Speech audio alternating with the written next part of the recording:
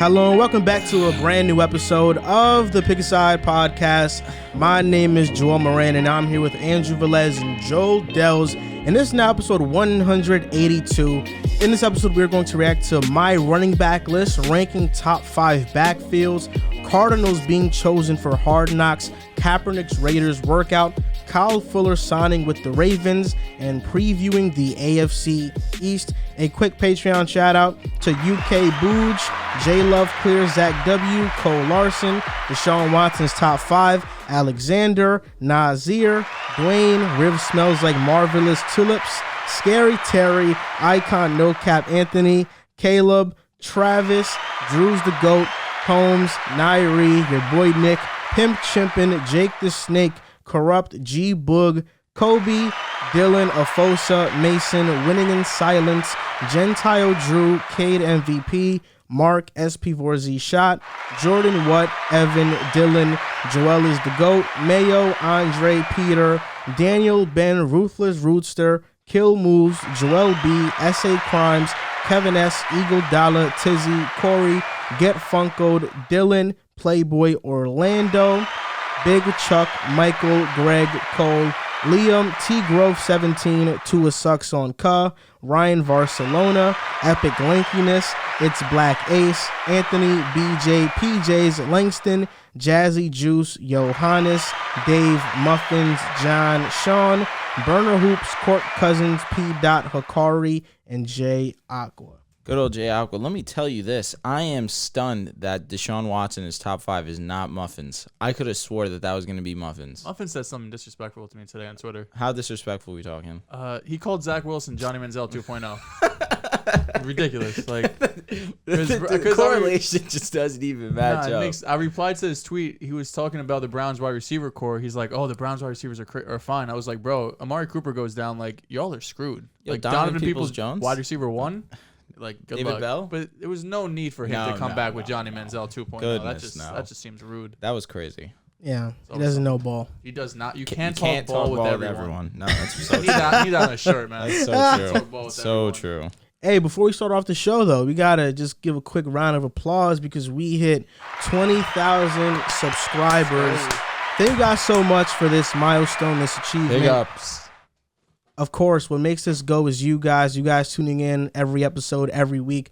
We appreciate it so much. Without you guys, this channel would be nothing. And from the bottom of my heart, thank you. This has led to great opportunities, and we're so blessed to have this platform and just talk sports. And thank you guys for giving us the confidence of thinking that our opinion holds a lot of weight. Even a lot of weight with it 99% of the time. Yeah.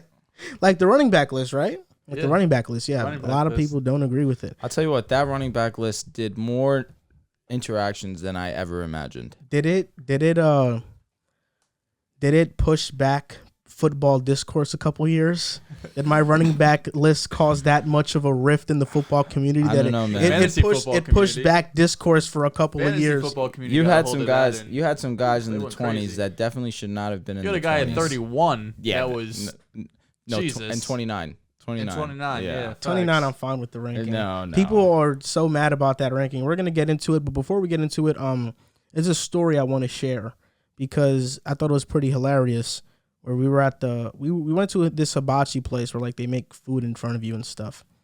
And as they were making the fried rice, the guy is like putting the eggs on the grill and he's cutting it up.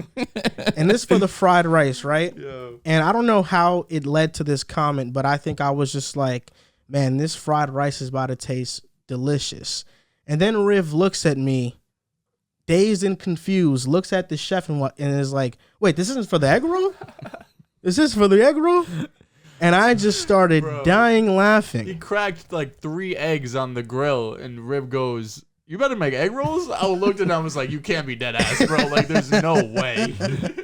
He's like, "What's this for?" Oh, my God. He was like, "What's this for?" I was like, "The fried rice." He's like, "Wait, they're not for the egg rolls?" Nah, Riv was batting 1,000 with stupid comments that entire night. OD. When you guys went to the bathroom, you should have heard him laughing, bro. Like, the entire room, like, this is like a huge room. There must have been like, I don't know, 20 or 30 people there. He was just laughing at something on his phone, like cracking up, screaming, laughing, bro. I'm sitting here, I'm like, yo, shut up. And he just constantly, then he simmered down, he got quiet, and then he started again, got loud as hell. I was like, we can't go anywhere with you. Yo, thank God I wasn't there for that. Nah, That's funny. Yeah, you were there crying. handling some business. I was. Yeah, you were going to work. Listen, we know I got gas problems, bro. My stomach be acting a fool.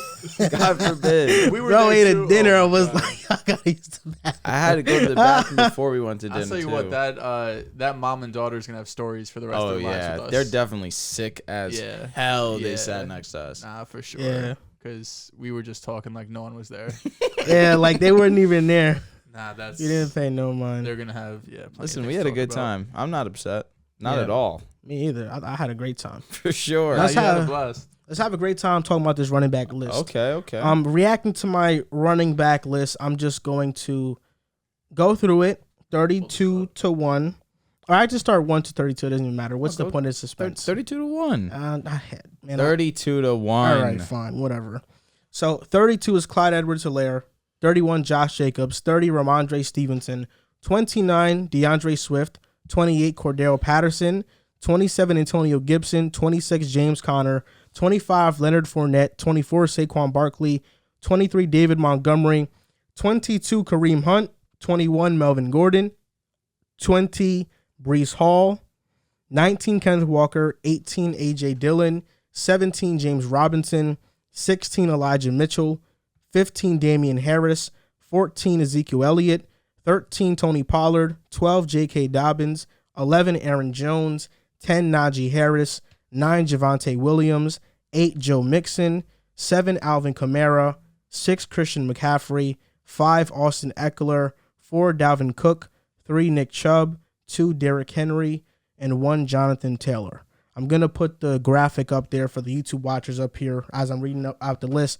I will say, before you guys even comment on it, I was low on Jacobs.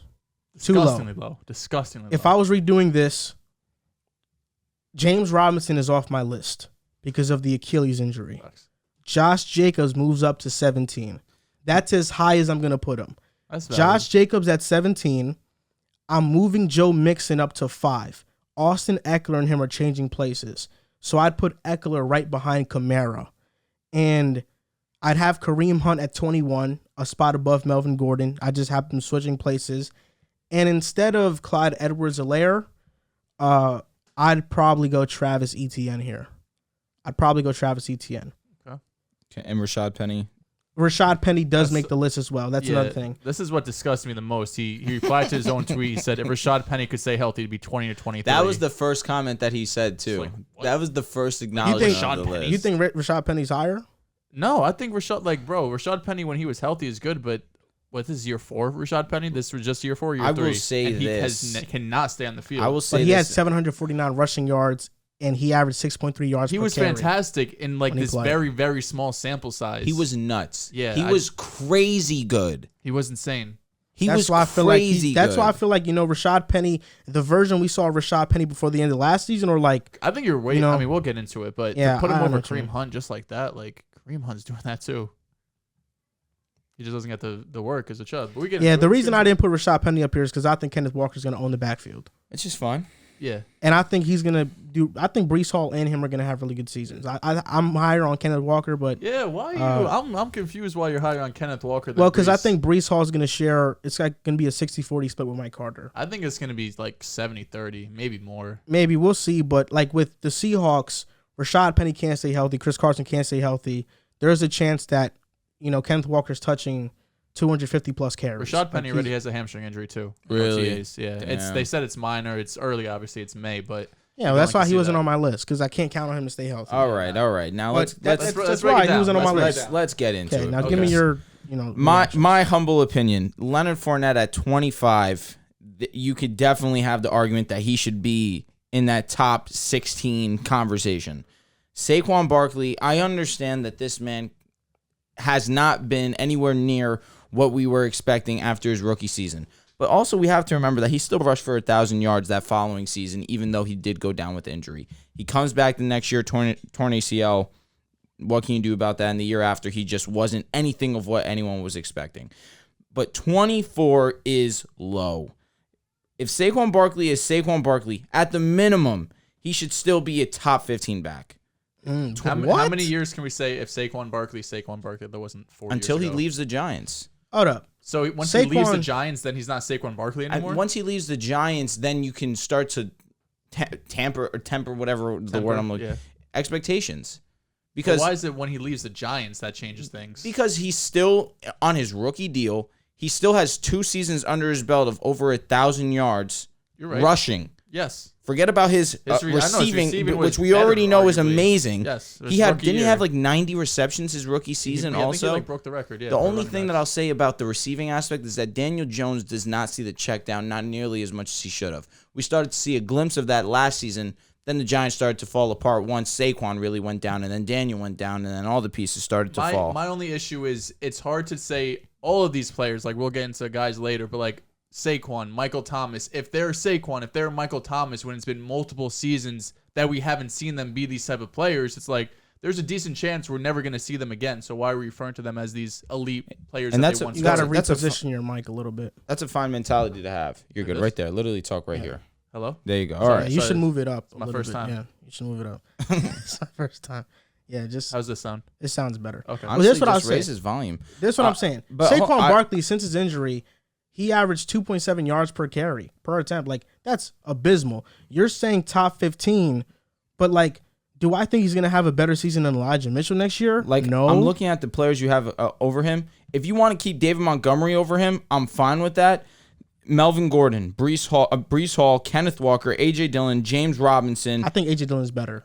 I strongly love A.J. Dillon. He's a wrecking ball. I love running backs that are wrecking balls. I do. Elijah Mitchell.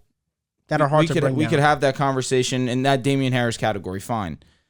Tony Pollard's a little bit high for my liking. 13's a little bit high. What do you think of Zeke at 14?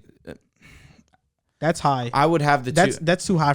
Personally, that's a little bit too high for Zeke. Okay, fine. I think Zeke's actually in a perfect spot right there. My whole point is that David Montgomery, Saquon Barkley, Leonard Fournette, if you took that chunk and jumped it to that 16, 17, 18, I'm fine with it. Who would you rather have next year, Saquon or Kareem Hunt? Saquon. Really? Yes. I'd rather have Kareem Hunt. Kareem Hunt also got hurt last year too. But not. This is different. This is way different. Saquon or Damian Harris? Ceiling is, me personally, talent. If Saquon is Saquon, the answer is Saquon. But just to give you guys, you can't have this conversation. That's what Saquon is Saquon. But that's the matter of fact. If Saquon is who he has shown us that he can be, 2 seasons of it really. We're 2 seasons removed.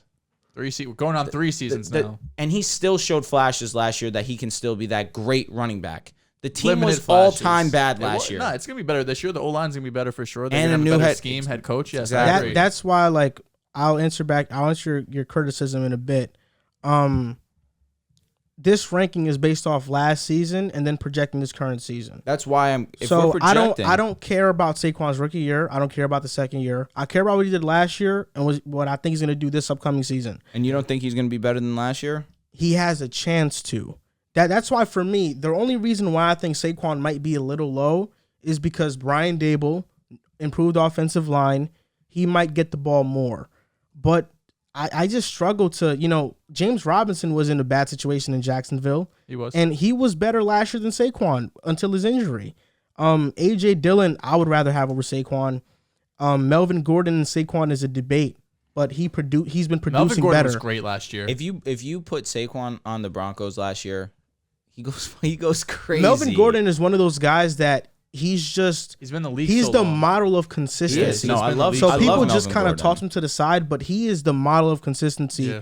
Kareem Hunt or Saquon, like Joe said, I would probably take Kareem Hunt. And David Montgomery was in a bad situation with the Bears last year, rushed for 1,000 yards as well. Not last year, but the year prior. But yeah, David Montgomery is. Montgomery's in a bad situation. He's very last year good too. at football. No, for sure. Oh no, I'm not. What are you talking about? No, I'm just saying he said that he rushed for 1,000 last year. He rushed for he rushed for like 840 last year. Yeah. Okay. But he is a really good running back that I think has really good upside also. He rushed for 849 in 13 games. Yeah. No, he was really definitely. Yeah. Which is why I feel like he should be higher. That chunk, that Dave Montgomery, Saquon Barkley, Leonard Fournette, you put that at the 16, 17, 18, this list. That's true, but also Montgomery is going to be in an equally bad situation this year. but he's still gonna have the like volume my top 16. We saw Herbert come in though and play really well. Khalil Herbert for sure. Like my top 16 are guys that I feel like will produce. You know, J.K. Dobbins, I think is gonna. He might be a top. Look, it's not crazy to say he can be a top 5 back next year in terms of production. The Ravens are going to use Gus Edwards. Lamar's going to get plenty of carries too. Yeah, He's going to be the primary even back. That, yeah. But even like down the stretch, his rookie year, because obviously he missed last season, he only averaged 11, 12 carries a game, and then a run heavy offense. Like they're going to bring other guys in. I think efficiency wise, he's going to be at the top of the league. But the total numbers might be a little difficult just because of how many people they have. They did that because they didn't start giving the ball to Jake until later in the season. 805 yards, 9 touchdowns. No, I know. In those limited carries. Yes, because I went through because I was curious about JK. Once he started getting the work, I want to say it was around week 7, 8. He was still only averaging 12 carries per game and like 1 reception. It's not like he got a full workload like these other guys do. I think J.K. Dobbins though he's going to produce. No, he's going to. We know that the top 4 is going to produce. I think the top 10 is fine. I think the top 10 is like I'm not making many changes to the top 10. I would have liked Aaron Jones in the top 10 personally, but who do you take out? I wouldn't take anybody out. Nah, I'd rather have Najee, bro. Aaron Jones just appears. That's his issue. And maybe that's the Packers, maybe that's the scheme, maybe that's Rodgers, but Aaron Jones just disappears a lot. I guess last year was the. Did he lose you a fantasy football league? I did have him in fantasy last year. I'll say this. It wasn't the reason. Last year he rushed for 800. Really not. I mean, he still had 10 touchdowns on the season. But the year prior, he rushed for 1,100, has 9 touchdowns, receives for almost 350, 2 touchdowns. The year prior than that, he has 16 rushing touchdowns. This guy, you want to talk about consistency? Yes, the rushing total dropped off. That's because of the emergence of A.J. Dillon. Well, they took A.J. Dillon in the second round. That should tell you what they think. But A.J. Dillon's legit, though. Looking at the list, you know what I would kind of change right now just looking at it? Elijah Mitchell, 11. Aaron Jones goes to 16. And then Aaron Jones. Hold on. So I just speak and you just automatically and then Aaron. Hold on. Let me finish. And then Aaron Jones to 14. He switches spots with Zeke, and I'd have Zeke 16, and I'd have Elijah Mitchell 11. Elijah Mitchell is a great runner. He gives you nothing in the passing game. And San Francisco running backs year in and year out, they've had literally a different leading rusher for the last 5-6 years. Yeah. So Mitchell's a good running back, but there's a world where Mitchell he gets hurt to start the year, and the third round draft pick they had last year or this past draft comes in. Not even Sermon, they drafted another guy in the third round this past year. I can't remember his name. He could come in and just start leading the backfield. And that's why I had him at 16. But if Elijah Mitchell is healthy for the entire year, he can have a top 10 running back season. He can, but I guess this is a matter of... And that's the 2022 list. Yeah, that's what I'm saying. Like, this is hard because if you're saying, like, pure talent, like, in a vacuum, like, who would I rather have, Elijah Mitchell or a guy like Kareem Hunt? Like, I think Kareem Hunt is more talented than Elijah Mitchell, but Mitchell's going to have more opportunities. He's going to produce be better. The workload, produce the more. workhorse. The Niners drafted Davis Price from LSU. Yeah, third round, I believe. Like, that's like... And they drafted Mitchell in the 6th. He outproduced Trey Sermon last year. You go to San Fran. You're going to be great. You get some touches outside of, unless your name's Trey Sermon, you're going to produce. Yeah. So the other things you guys had wrong, you're about to name it again?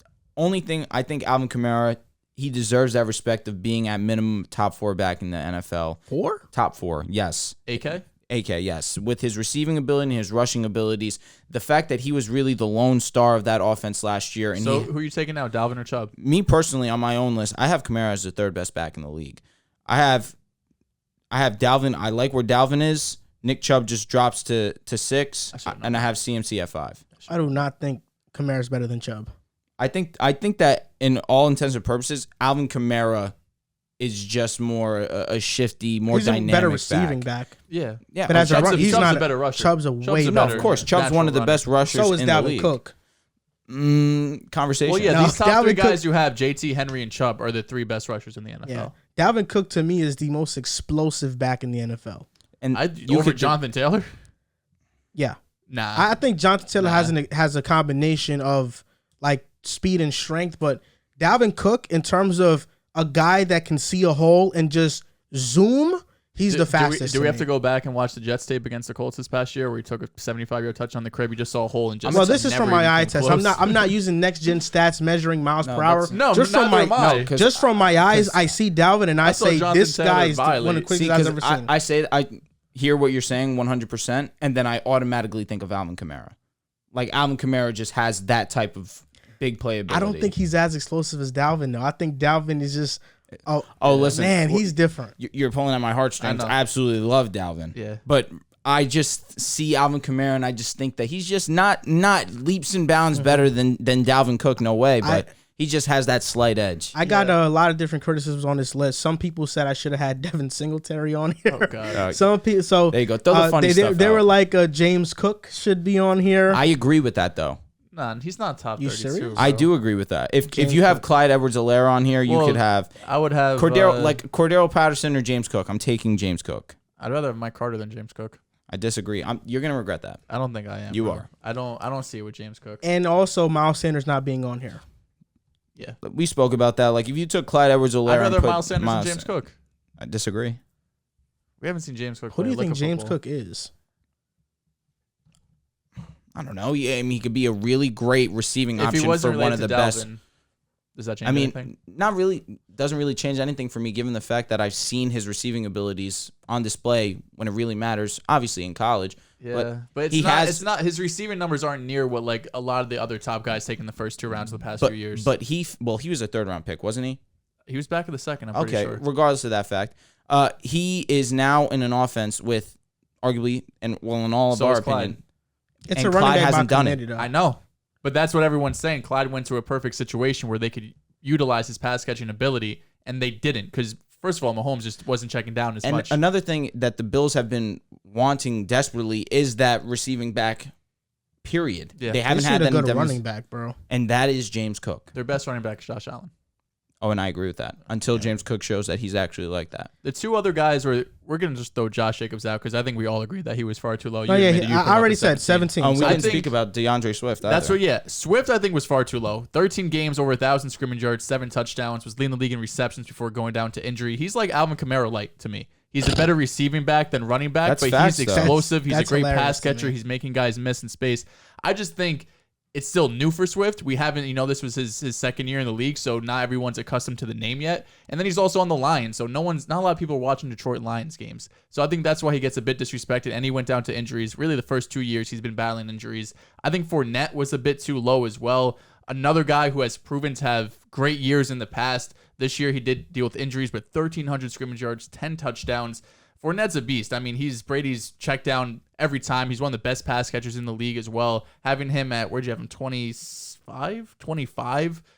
That seemed a little bit too low to me. I would rather have Fournette than Kenneth Walker, than A.J. Dillon, than James Robinson. I know you take Robinson off this list. Then the last guy is, we talked about him already, but Kareem Hunt seemed far too low for me. He's in a timeshare, so I understand he's not going to put up the numbers with Chubb there, but when he gets the workload, when Chubb has been out, he averages 100 total yards and a touchdown per game. If you extrapolate that over a season, that's 1,700 total yards and 7 touchdowns. The numbers aren't going to be identical, but even if you take a few hundred away, you're looking at 1,300 to 1,400 total yards for Kareem Hunt. We saw what he was like in Kansas City. So those are the guys that I thought were far too low, but the top 10 I was fine with. Damian Harris and Elijah Mitchell I kind of see as the same, where they're just in a good system that constantly produces running backs, but they're not giving you much in terms of pass catching. They could be replaced next year. I'll answer the Leonard Fournette one thing first. Leonard Fournette's fine.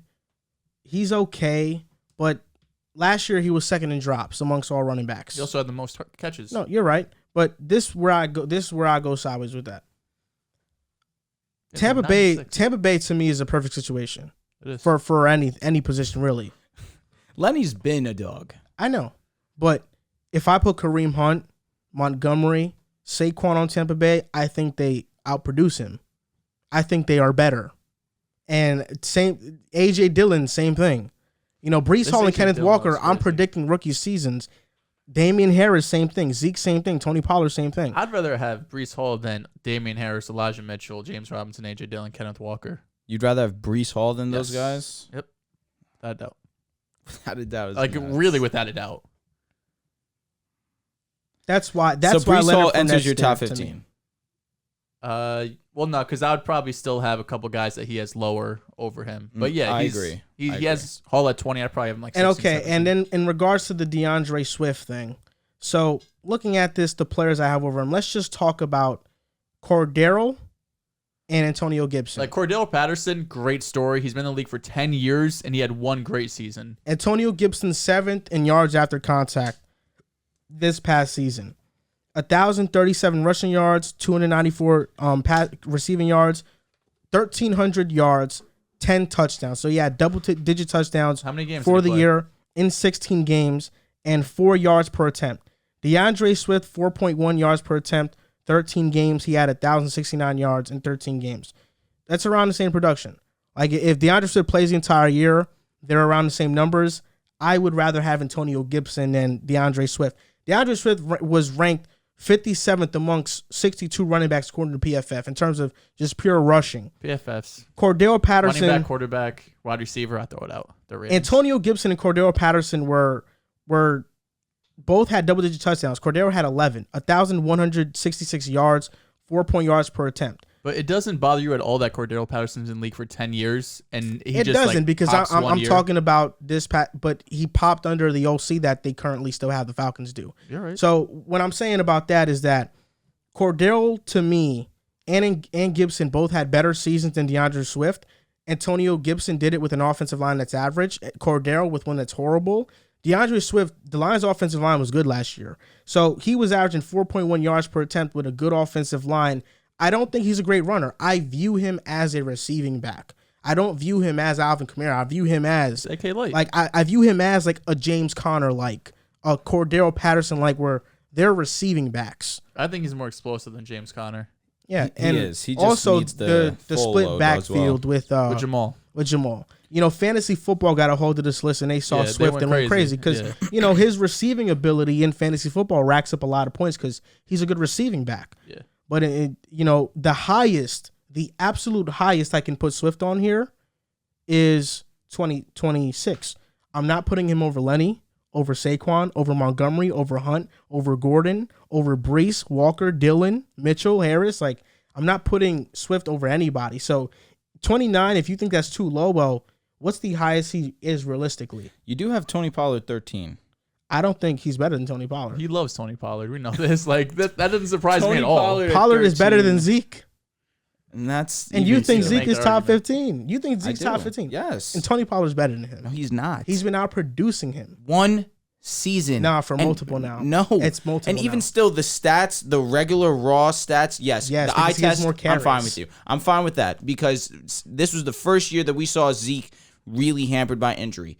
I don't want to hear it that Tony Pollard is better than Ezekiel Elliott off one season where he had more yards per carry. I know, but I understand the one season thing, but the one season for running backs when it's the oldest I you've ever understand. been, I that's understand. the only So pushback Tony I have. Pollard this past year had 1,056 yards from scrimmage. Zeke had 1,289, but Tony Pollard played 2 less games than Zeke. He had 5.5 yards per carry. Zeke had 4.2. It was pretty evident that Pollard was way Pollard's better more than him efficient. this He was past more year. explosive. He was. And he's been more efficient for the past couple of years. The Cowboys just paid Zeke an exorbitant amount of So they had money, to give so him they the rock, have to yeah. use him. But Pollard has been better for like 1 to 2 years already. And I'll that's give you why. one. That's why, you know, DeAndre Swift, people got so mad at that ranking, but it's like, realistically, how high are you really going to put him? DeAndre Swift gonna prove you wrong, man. Okay, gonna maybe prove you wrong. fantasy-wise, but as like raw stats, like I don't think he's going to be a top 15 rusher in the league. Rushing yards? Mhm. Probably not, but scrimmage yards, he definitely could be. That's a possibility. Yeah. I'm not going to rule it But out. you can't just throw away like the pass catching game. No, I'm for not. running But backs. a lot of these guys are also pass catchers, though. But he's better than a lot of them. Yeah. A lot of them. a ton, I would say. Like, let me sort. Majority. Yeah. I actually did a Excel spreadsheet on this. So you're right. DeAndre Swift, he was 4th in receiving yards amongst the running backs. That's playing that I ranked. 13 games. It was Eckler, Cordero, Najee, Leonard, Fournette, Swift, Kamara, Jones, Connor, Taylor, Jacobs. That's Those splitting are the top 10. backfield too. Like all of these guys you're naming have the backfields to themselves. No, Yeah, he's but like then that. again, I Except mean, Hunt. he can't. I don't know if you said Why that. can't he have the backfield to himself? He's only commuted with Jamal Williams. Jamal Williams. I gets- He's fine. I but wish come I could on. tell you. I wish I could tell you. Jamal is not. He's not a bum. I feel like know he's Sanders. not a bum. I feel like DeAndre Swift is heading towards that Miles Sanders territory, where like, oh, this year's gonna be the breakout year. This is really the year. I And mean, then it just last doesn't year he happen. was better than Miles Sanders ever was. All right, fantasy wise, right? I'm talking real life. I don't know. Sanders has averaged like 5.5 yards per carry for his career. No touchdowns last year. Hurts. Last year he was Like Boston bad. Scott got 7 touchdowns. Miles Sanders got 0. That's That's why If we talk Sanders- about 2 years ago when he led the league in most 50-yard rushes, that was fantastic. Fine. That's why But even Sanders still, to me I still think wasn't Sanders is good. on the list I because still he had think he's 0 good. touchdowns. I can't put somebody in my top in my running backs 0 list touchdowns. if they have 0 touchdowns. Like I'm sorry, you played 17 games, bro. I think he played like 13, but Yeah, he missed. bro, he that's missed some what. time. He missed That's some how time. many minutes. That's like, bro, you played 10 hours of football and didn't get a touchdown. You're getting Like, rude now. Come on, man. Are you serious? Do I'm we gonna want- put you in my top 32. Do we want to give our top 10s, Drew? Oh, of course. Yeah. All right, you go first. So top 10 running backs in football. So I said that I needed to see Aaron Jones in the top 10. Here he is at number 10 for me. Again, I'm not looking at last season and overreacting too much to it when A.J. Dillon definitely has the potential to be a starting back on his own. He's splitting a backfield with another great running back in the making, and he still has the capabilities to dominate a game. We saw that against San Francisco when they basically had no offense. He was one of the main factors for them, so I still have to put respect on his name. Number 9, Javonte Williams. Javonte Williams, it's unfortunate that we're not going to see a full season with him with the full backfield to himself. However, I am not mad with a plethora of riches being a Broncos fan, but I also do understand that Javonte Williams is the definition of him. He's amazing. He can do everything. He can pass catch. He can run through the tackles. He can run you over. He is just absolutely everything you want in a running back. And one day when he has the backfield to himself, he will be a top 3 back in the NFL. Number 8, Joe Mixon. This is not a slight to Joe Mixon. I feel like last season Joe Mixon was unbelievable to start and ended really, really weakly. He really just was not that same dynamic running back that he started off as. Once they became a pass-first team, that's when that team really started to take off and we really started to see the Bengals come into fruition. Number 7, Austin Eckler. You can't disrespect Austin Eckler, especially after having 20 touchdowns this past season. The only question you could really have about Austin Eckler was health. And he was healthy, and he produced. This guy is the definition of a workhorse, can do everything. Pass, catch, run. He is Herbert's best friend, and it shows in the stats as well. Number 6 for me, is Nick Chubb. This might be a shocker a little bit because I understand that Nick Chubb is, like you mentioned, a top 3 rusher in the NFL. I just look at the rest of these guys, and I just like how much more dynamic they are. I guess outside of Derrick Henry, but even still, Derrick Henry is still a decent pass catcher when they get him going. Sure. Number 5 for me, and this is probably the toughest player to grade, CMC, because when CMC is healthy and right, CMC is at minimum a top 2 back in the NFL. He can do everything at the highest level on the football field. It's just a matter of whether or not he could stay on the field, which is why I have him at 5. That is no slight to him. And being a top 5 back is an amazing honor. I just can't trust that he can stay on the field. But if he can stay on that field, he's at minimum a top 5 back. Number 4 is my guy, Dalvin Cook. You mentioned it. You alluded to a little bit earlier. He is one of the most explosive players in the NFL. Some may say he might be the most explosive player in the NFL. He can do everything on a football field. I just look at Alvin Kamara at number 3, and I just think that he just does it a little bit better than he does. Number 2 is Jonathan Taylor. I am not ready to completely jump ship and say that he's the number 1 running back in football.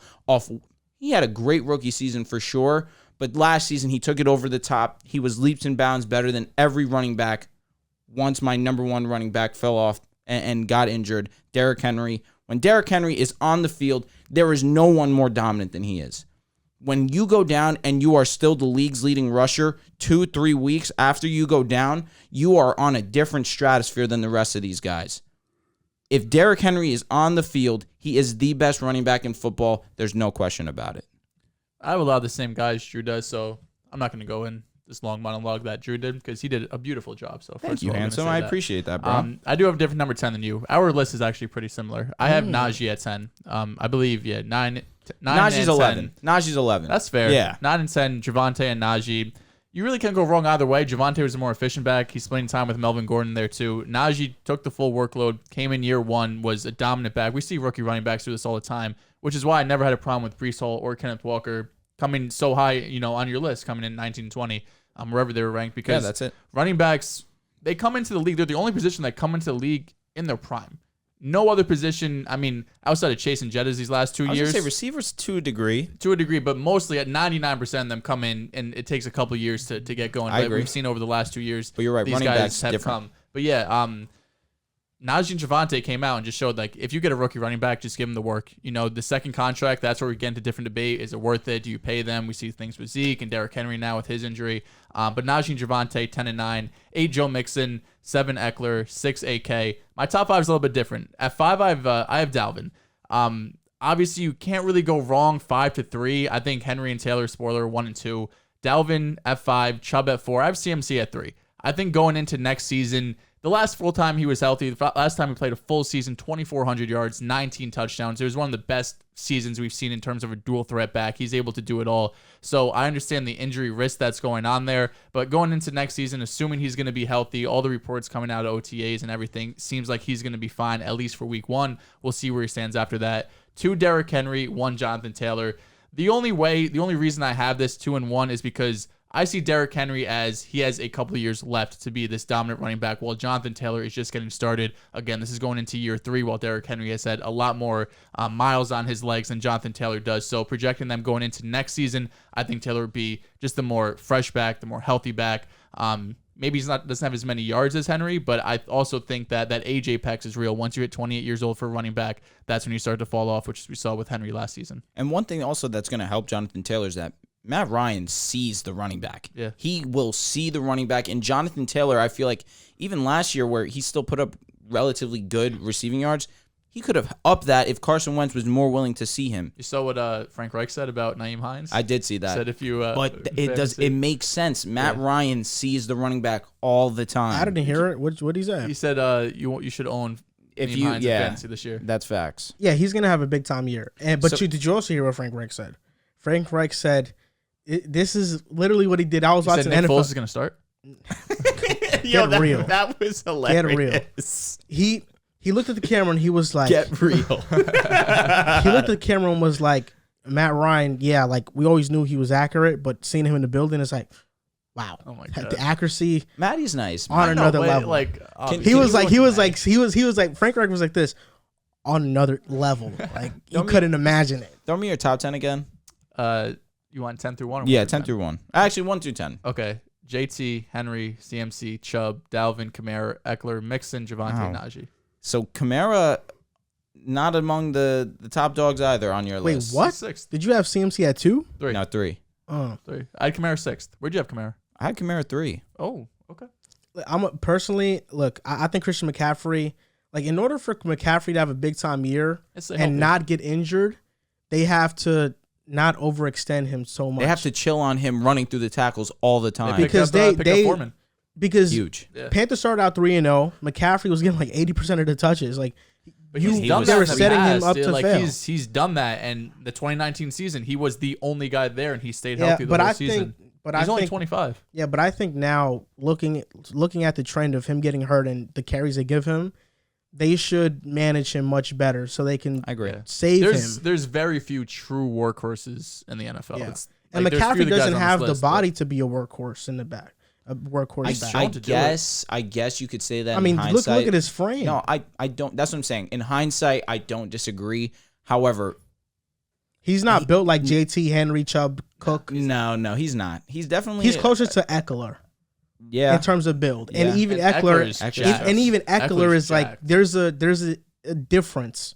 Yeah, I don't know. Najee's McCaffrey is built a rare breed. McCaffrey and Kamara are built similarly, No, just in terms of their physique. Nah, Kamara is Aki too.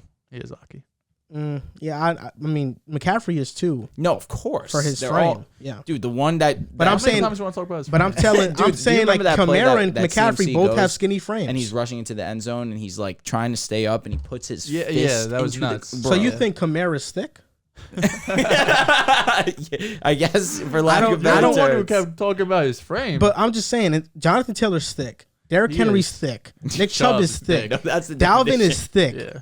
Eckler I don't is know. thick. I don't know if Dalvin's thick. McCaffrey and Dalvin's thick, Kamara are bro. not. Dalvin's definitely thick. McCaffrey and Alvin Kamara are not thick. Like Dalvin you and Alvin really look similar. Javonte Williams, Najee, they're thick. You're talking about No, but I do Brees feel Hall like is thick. If you're comparing CMC to anyone on this list, it's probably Kamara in terms of build. And Joe Mixon. I was out. Yeah. Joe Mixon and I feel like Joe CMC. Mixon's thick too. Nah, I'm telling you, Kamara and Dalvin are closer in body type.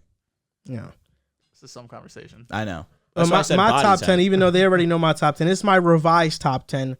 Najee Harris at 10, Javonte Williams at 9, Austin Eckler at 8, 7 Alvin Kamara, 6 Christian McCaffrey, and my top 5. Number 5 is Joe Mixon. The Bengals improved offensive line. I think he's going to have a really good 2022 season. Number 4, Dalvin Cook. I think he's the most explosive back in the league. Number 3, Nick Chubb. Number 2, Derrick Henry. Number 1, Jonathan Taylor. I think he's the best back in the league right now. Derrick Henry's 28, going on 29. I don't want to give up on King Henry, but running backs, it's hard to have faith in them. He's number 2. It's not, you know. When your name is the King. What are the chances though that Henry could slip out the top 10? Like not have Let's not No, manifest top the five, conversation top 5 like actually. this. Listen, Let's top not 5. manifest the Not conversation. top 10 is like crazy, but this. top 5. his last 2 games before he got injured, he was averaging less than 3 yards carry. Really? Yeah. How many carries was he getting? Like 30 some? Yeah. Titans offensive line Literally also 29 and wasn't 28. good. Yeah, but I don't think that. How many They're yards? not getting better though. So How many yards? He went 29 for 86 and 28 for 68. That 28 for 68 was the Colts that he broke his foot. Yeah. 29 for 86 is ugly. It is. That's ugly. I can't even go through a Madden game playing like that. There's no way I could run the ball 28 I was about to times say, in if you get 28 carries in Madden, you're playing 15 minutes, no Excel. Staying on topic with running backs, ranking our top 5 backfields in football. There's a lot of great running backs, great hard. running backs in the NFL. I wanted the Jets on here so bad, couldn't fit them. What'd you say? Nah, we're good. Ranking top 5 backfields. Now, I'll start with you, Joe. Dude, I showed them. Do you want respect. to, or am I doing 5, 4, 3, 2, 1? Or are we Yeah, doing 5, 4, 3, 2, 1, bro. Okay. You know how this goes. No, but I didn't know if we were all going to do 5 or, Of course we're doing 5. No, I'm saying like I go 5, you go 5, you go 5. You know what I'm saying? know what? We could do that and then we can You break it want down. to do that? Do you want to do that, bro? Sure, let's do it. Okay. All right, cool. This is just proof that we don't talk about the show before the show. We don't. All right, so number 5 for me is the Cowboys. I like Zeke and Pollard. They're both solid, but neither of them to me are special running backs. I don't look at either of them, and neither of them are my Who? top Wait, 10. wait. Zeke Say and it again? Pollard. Neither of them are special. Neither of them are top 10. Were either of them in your top 10? Why is this crazy? Zeke just deserves more respect than you And guys he's not 11 give because you said him. Najee's 11. He is. So he's at best the 12th best running back. That's Which- not special.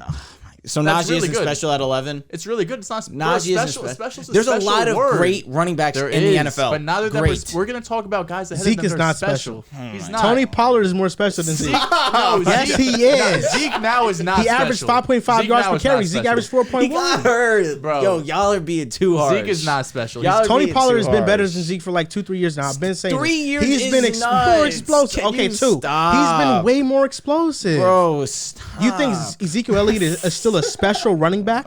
He's not, bro. You think he's still a special running Give back? your list. I'm getting angry and sad. Go. The last thing I'll say is this was Zeke's year averaging under 6 yards a game. He averaged 58 yards a game rushing. That doesn't scream special to me. All right. And Pollard is a more efficient, explosive running back.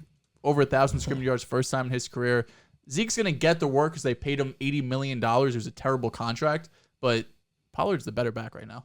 All right, go. Are we? So I'm saying my 5th. Yeah, that's what you wanted to All do, right, bro. All right, I understand now. All right, so ironically, even after this, I do have Tony Pollard and Zeke. fuck you, But bro. no, that's Like- not what I wasn't getting mad for the placement. I was fine with the placement. I was getting mad at you disrespecting Ezekiel Elliott's name. That's what I'm getting mad at. All right, that's what you need to understand. I have Pollard and Zeke at 5 because one, I do think that as a tandem, they give you a nice little bit of I can run you over and I could run past you because Tony Pollard is one of the faster running backs in the NFL. And even still, Zeke is still a bulldozer, whether you like to admit it or not. In the end zone, he's getting in the end zone more He's a big often boy. than not. In the red zone, excuse me, he's getting in the end zone more often than not. So that's who I have at 5.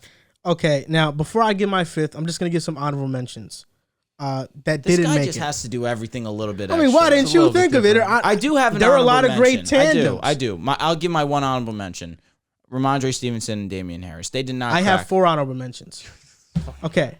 You want me to name one honorable mention for each time I go? Like, Nah, what bro, is this? give your 4 honorable mentions, then do number 5. 1, Ravens honorable mention. They didn't make my list. Wow. They didn't make my list. Yo, that is nice. What do you mean? The reason you didn't have you had the Cowboys at 5 is because they don't have a special running back. They have a special running back. J.K. Dobbins is special. Is special. Is Gus Edwards special? Yo, Gus Edwards, damn good. he's He's mad. not top 32. But So J.K. are we- Dobbins is special. Can I ask you a question? He's better than Clyde. Did we not? Okay, Did you you not guys- take into account Lamar Jackson either? No, I know I did not. I want gotta be in something. my I did not. that by me. Come on, He's a No, quarterback. I said Josh Allen's the best Thank running you. back. He's a I'm quarterback. trolling. God damn it. I'm bro. trolling. He's leading the league and one of the league leaders in Okay, rushing. but every I'm single talking about the season. running back 1,000 position. yards. Okay. You said backfield. That's Lamar why. be in the You did say backfield. Well, yeah. If backfield. I said if Lamar counts, then yeah, he's number 1, I guess. I but do have them at high. No, Ravens are not there for me. Panthers, McCaffrey, Dante Respect. Foreman. I don't have the Seahawks in my top 5, even though they. you hell no. You don't know. No. Kenneth Walker, Rashad Penny, Chris Carson, Bro. all healthy. Chris That's Carson crazy. is never not playing ever Chris again. Carson's not playing. Okay, now this is my last honorable mention. You guys are gonna go insane when I say this. The Colts, Oh Jesus Christ. Jonathan Taylor and Naheem Hines. I don't. Do you have them on yours? Hell yeah, I have. Oh, do they? I don't. I don't have the Colts on here because What are you look, talking about? Jonathan Taylor is the best running back in the league in my Naheem Hines opinion. is one of the best Naheem Hines is pass one of the best specialists. receiving backs, Yeah. but all of the best running back tandems in my top 5 are RB1s. They can be RB1s. The Colts have an RB1 and then Naheem Hines. I thought of it He's like, not an what RB1. backfield am I taking? So do you have the Titans on there? Nah. Okay. Because they really don't have a second. Like So let me Foreman. give my number 5. Okay, please. Patriots. Damian Harris, Ramondre Stevenson, James White, Pierre Strong. What do you mean? James White's also one of the better You have receiving them higher? backs. No, oh hell no. But like I have them at 6. it's So like show some you'd respect. Ramondre Stevenson's a great back. He's a mad running back good. 1, bro. He's He a could wrecking be. ball. He could be. Yo, throw some respect on Ramondre's name. He can be an RB1, bro. He can be an really good RB1. pass But catching the abilities, fact and he's that the mad good Colts are rushing. Honorable mention I know. is crazy. I'm gonna be honest with you. That's the issue I have. I don't have them in my top 5 either. Holy shit. I don't. Do you have them 1? I changed it. I had them one like 4 hours ago and I changed it. That's bonkers. That's bonkers. Because I thought of it, what running backfield do I want to take? All right, let's look. We're getting ahead of ourselves. Give me your number 4. Are you done? I don't know. Yeah, I said number 5. Yeah. Okay. My honorable mentions the Jets, Brees Hall, and Michael Carter. Okay. My number 4 team is the Baltimore Ravens. J.K. Dobbins was fantastic his rookie season. It took him halfway through the season, as we mentioned earlier, until really he got, to be the primary running back in that backfield. Over that time, he was averaging over 70 yards on just 12 carries from week 8 on. He was number 3 in breakaway percentage, which is runs over 15 yards. And then Gus Edwards was a beast too. Before he got hurt, every single year he's averaging over 5 yards per carry. I think Gus Edwards and Ramondre Stevenson, there's not much of a difference there. And I'll definitely take J.K. Dobbins over Damian Harris. Yes. That is nuts. Go look- Ramondre and Gus? Please go look at where Gus I'm Edwards not has saying done Gus year isn't in and bad. year Yes, out. yes. I understand Gus Edwards is like that. We are going to speak about him a little bit later. My point being is Ramondre Stevenson is You have a crush on him. But he's You picked him up for $0. Okay, I get it. that has nothing to do with the lying. fact that he is a savage. He's not. He's he good. is really He good. is- so he's is a Gus. he's a borderline great rusher. Good Lord. Borderline great rusher. Is Gus Edwards a borderline great rusher?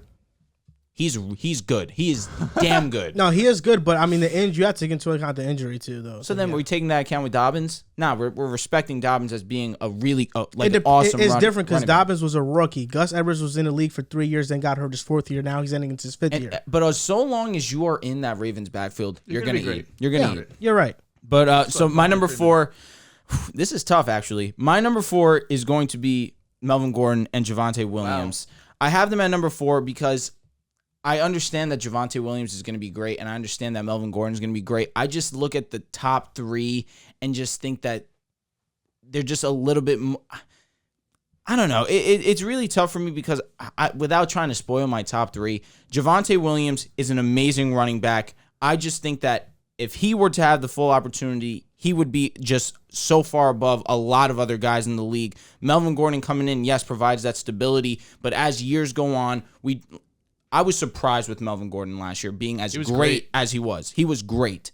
I still have to temper my expectations with Melvin Gordon year to year, as weird as that is. I should trust Melvin Gordon for sure, but something about bored as of him. years go, I don't know if I'm like. I think we're bored of him. I guess I'm bored because I want Javonte to be the one. Facts. I want Javonte to have a 97% carry type role. I really do. I know what you're saying. But I just look at the top three and I just think that I trust these guys more, which is crazy to say as a Broncos fan. You have the Cowboys on top. No. I have Cowboys 5. Oh, right. But go ahead. Number 4 for me is the Broncos. Oh, wow. Javonte Williams, Melvin Gordon. I don't got to say too much. Hey, great minds. I just view both as RB1s, and that's why they're in my top 5. Damn. Broncos are 3 for me. Okay. And honestly, like looking back, I could put them probably at 2. We know how great Javonte and Melvin Gordon are. I mean, they both exactly had 203 carries last season, like to the exact 203. I don't know if that was on purpose or by accident, but Javonte played in one more game. Melvin Gordon was slightly more efficient in terms of yards per carry, but Javonte was 7th in 10-plus yard runs, 2nd in missed tackles forced, 8th in yards after contact. That dude's a beast. I mean, I think the only issue like I said, he's the model of consistency. The only issue I have with the Ravens over, the Broncos, I'm assuming you're going to have the Ravens ahead of them. Am I right? Yeah. Like, I'd rather have Javonte than JK pretty easily. I'd rather have Javonte Gordon than JK and Gus. Let me tell you, I agree. But the fact that I incorporated Lamar into this equation. Yeah, I didn't do that. You cheated. I mean, but we are talking about backfields. Lamar. He's not a backfield. I know what you're saying. Dude, I do know what you're saying. Like a league he's the leader. signal caller. He's like a league leader in rushing every single year. I know what you're saying. I didn't so then think why of it aren't like the that, Eagles in your top 5? Because they But don't have Hurts. running back. Yeah, they And don't Miles have Sanders. they don't have the running back. They have like 4 or 5 running And backs. I'm telling you, they're none not. of them They're are not these this. guys. Yeah, No, you're right. these guys. I agree. You're right. I agree. So your number 3 was the Broncos, correct? My number 3 is Aaron Jones, AJ Dillon. Aaron Jones, AJ Dillon as a duo is as dynamic as it gets. You want pass catching, you have Aaron Jones. You want someone that could run you over, you have AJ Dillon. And these two are producing at such a high level as well. They could still continue to be one of the best rush offense in the league just because of these two guys. Yep. I just feel like that's a no-brainer. Number 3 for me, the Dallas Cowboys. Ezekiel Elliott, Tony Pollard, who's the better amongst the two. I just think that they're both RB1s. Yeah, and I'm shocked you have them that high. They're both RB1s. I look at Zeke, I think he's better than Melvin Gordon. I think Zeke and Javonte Williams, although Javonte is better, I think he's slightly better Then who? than Zeke. You think Javonte's slightly better than Zeke? Slightly, yeah. Oh, I don't think it's a huge gap. I don't think it's a huge gap. think But it's- I think but it's a Tony gap. Pollard and Zeke. I think But it's Tony a gap. Pollard's much closer to Javonte. Wait, I'm confused. I don't know. Tony Pollard or Javonte, that's a debate. No, it's not. For me, it is. But bro, you just had Javonte at 9 and Tony Pollard is at 13. That's not a gap, though. It's a gap, but it's not a gap. You know, that's not a gap. Would I players. rather want 2 top 15 backs or the 9th best back and the 21st best back? So for me, it cancels out, but I'll give the Cowboys a slight But edge. you don't even like Zeke at 14. You don't even agree with him on Okay, this. but even if that, it'd be like 16. So You put still. Zeke at 16. Facts. Yeah, so top 16 and 13 back or 9th and the 21st. 16th back is like you're so just But average. but we understand that Javonte Williams' ceiling is a potential top 3 back in the NFL. He's the better one of all the 3. Yeah, That's for sure. not a question. Yeah, but I'd rather have the Cowboys backfield personally. All right. Just because I love Tony Pollard. Hey man. I ran for 2,000 yards with him on Madden. Agree to disagree. And were you playing the computer? No, actually, I was playing online franchise. Okay. All right, Atlanta Falcons. I traded for him, actually. Made him my captain. You did? Yeah. You're a clown for that. My number 2, we're on 2, right? Yeah, my number 2 is the Colts. I had them at number 1, but then I moved another team over them. We Yeah, might all have number rightfully 1. so, yes. But Jonathan Taylor is Jonathan Taylor. I mean, I'll name all the stats you want, but both of us, we have number 1. You have him number 2. He's arguably the best back in the league.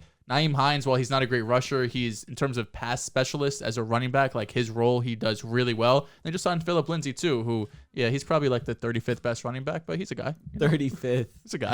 I don't know. He's probably like 40. But My number 2, we've spoken about it enough, is Lamar, Dobbins, and Gus Edwards. Lamar kills me. I mean, I have to respect him and his rushing abilities. That's nothing against him as a passer. He's still a great quarterback. He just happens to be amongst one of the best rushers in the NFL. You pair that with Dobbins, who when he was on the field was dominant, and Gus Edwards, the same could be said. When they went down last season, Ravens fans were heartbroken because they understand how dominant and dynamic this tandem can be. And you add Lamar to that, given the fact that he is, at worst, he's easily the best rushing quarterback in the league. How can you argue with them being lower than 2? Because I'm not taking into account a quarterback. And that's on you guys. That's on you guys. Just didn't Not think outside the really, box. because this is a backfield. So like, Because the Ravens starting a lead the team- league in rushing almost every single this season. is I view this exercise more as we have sort of a brand new team. We need to fill the running back positions. Which backfield are we taking? So I'm not taking into account the The quarterback thing is, position. there's a lot of people that would take Lamar over a lot of these running backs.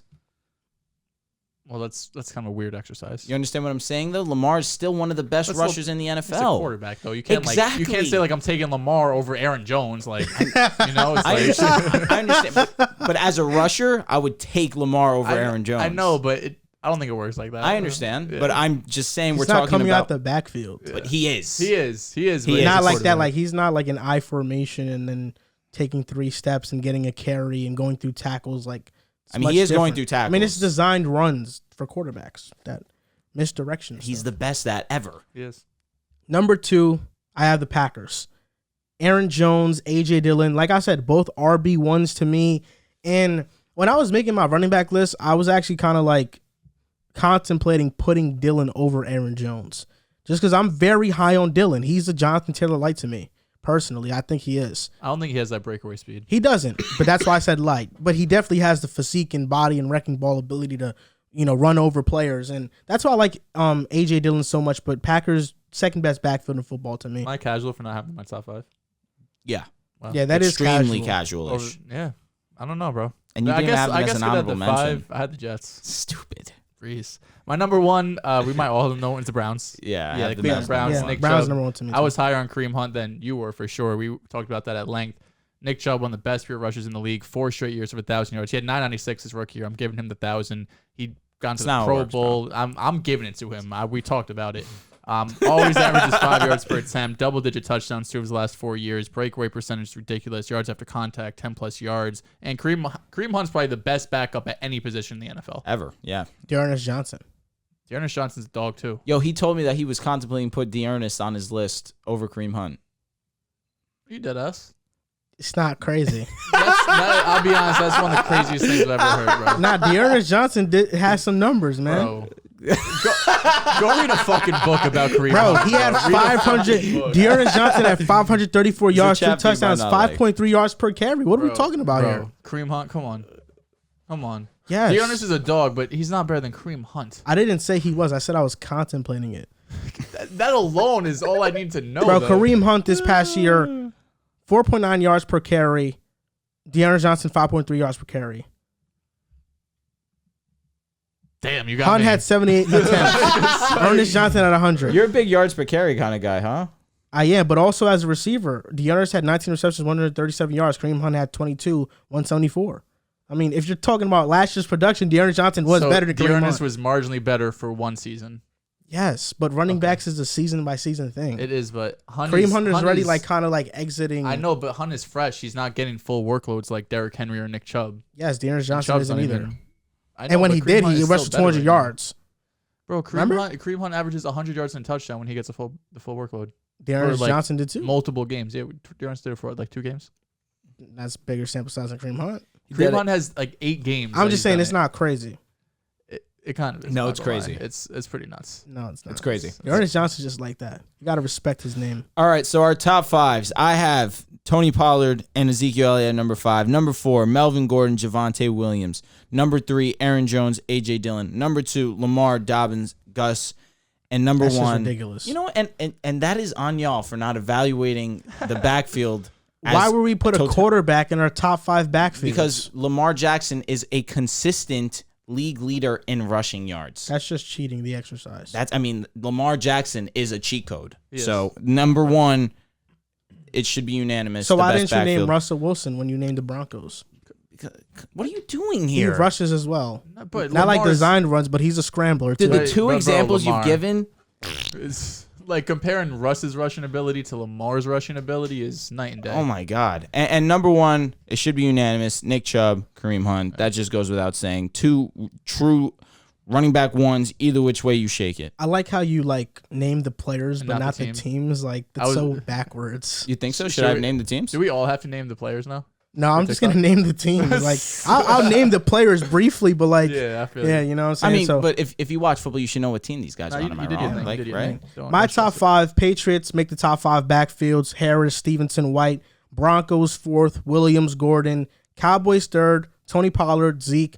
2 Packers, Aaron Jones, AJ Dillon, and number 1 Kareem Hunt and Nick Chubb. 5 for me is the Cowboys, Zeke and Pollard. They're both good, but neither of them are special. 4 the Ravens, J.K. Dobbins and Gus Edwards. 3 Broncos with Javonte, Melvin Gordon. 2 the Colts with Jonathan Taylor, Naeem Hines. Number 1 the Browns, Nick Chubb, Kareem Hunt, Dearness Johnson. I'll tell you what, Colts at 2 with Naeem Hines is Give me hilarious. Naeem Hines, bro. He's better than Dearness. No. On to the next topic. Kyler Murray and a lot of other star players are not attending OTAs, voluntary OTAs, but it's an even bigger deal when it's a star quarterback. 100%. Kyler Murray, Aaron Rodgers, Lamar Jackson. What are your Baker thoughts? Mayfield. Can't forget him. Oh, Baker. yeah. What are your thoughts on them missing OTAs? And also, the Cardinals have been chosen to be the mid-season Hard Knocks team, the in-season Hard Knocks team. What are your thoughts on that? I'll start with you, Joe. You're a big Kyler guy. Both of you big Kyler guys. He is the Kyler guy. I am. I am the Kyler guy. I want to take he gave me the opportunity to go first, so I want to pass it along. You know, I really do appreciate that. But I'm going to address the Cardinals being on Hard Knocks first, them being the in-season Hard Knocks. That's going to be very interesting, given the fact that DeAndre is going to be coming back from suspension. It's going to be interesting to hear his perspective, his side of the story, whatever that may be, and seeing how the Cardinals are going to progress and make adjustments throughout the season. I love the idea of in-season Hard Knocks. We'd always been asking for it. Last year with the Colts was good. It was cool. It wasn't anything truthfully that was I needed to watch it every single episode that it came out, but Cardinals may be interesting given the fact that maybe they just have a little bit more swag to them. I just think that Kyler Murray is just one of the cooler players in the NFL. He's got more swag than Carson Wentz, bro. I mean, shockingly, that may be the case. Not more than Matt Ryan. And hell no. Hell no. JT's lit. I'll give him Jonathan Taylor, but come on, DeAndre Hopkins is still one of the coolest players in the NFL. They have a lot going for them, and I feel like that's going to draw a lot of attention. Now to the main topic at hand, Kyler not attending OTAs. You nailed it right on the head, excuse me. When your quarterback is not at training camp, it's never ideal, especially your franchise OTAs. guy and OTA. Excuse me, I apologize. Yes, when he's not at OTAs, you want to see these guys voluntarily going and trying to get some extra work with the guys. Him not being there, it definitely stings, especially when people are starting to speak on Kyler Murray's character and it's starting to deter them away from his actual play on the field. And even still, you want to look at his last time you saw him on a football field. It wasn't great against the Rams. I'll be the first to admit that. But he needs to really just take a step back and realize whether I get this contract or not, I have something to prove this season. I have a lot of pressure on me. I need to be in the lab. I need to be with my guys. I need to work with my teammates to get better, to put our team in the best position possible to win. So, yes, I do see it as a problem that Kyler Murray isn't there. I understand it, though. I will never, ever fault someone for trying to fight for their money. Kyler Murray has been one of the premier quarterbacks in the NFL so long as he's on the field. He deserves whatever contract he's going to get. I feel like there are ways to go about it. I'm not the hugest advocate for sitting out and holding out until you get your contract, but I understand it. That is their right, 100%. I think that regardless of that fact, though, whether he has a contract or not, he is going to play. He is going to be great. So I ultimately am not overreacting to this, but I don't love it, if I'm being really honest. I don't really care, honestly. It's OTAs, it's May, it's voluntary. So if he doesn't want to go, he doesn't have to go. Kyler has shown everything to me that he's a franchise quarterback, and the Cardinals are going to pay him. It's just a matter of when, not, he's going to get paid. Just a matter of what time. Is it going to be today? Is it going to be August? Is it going to be sometime during the season?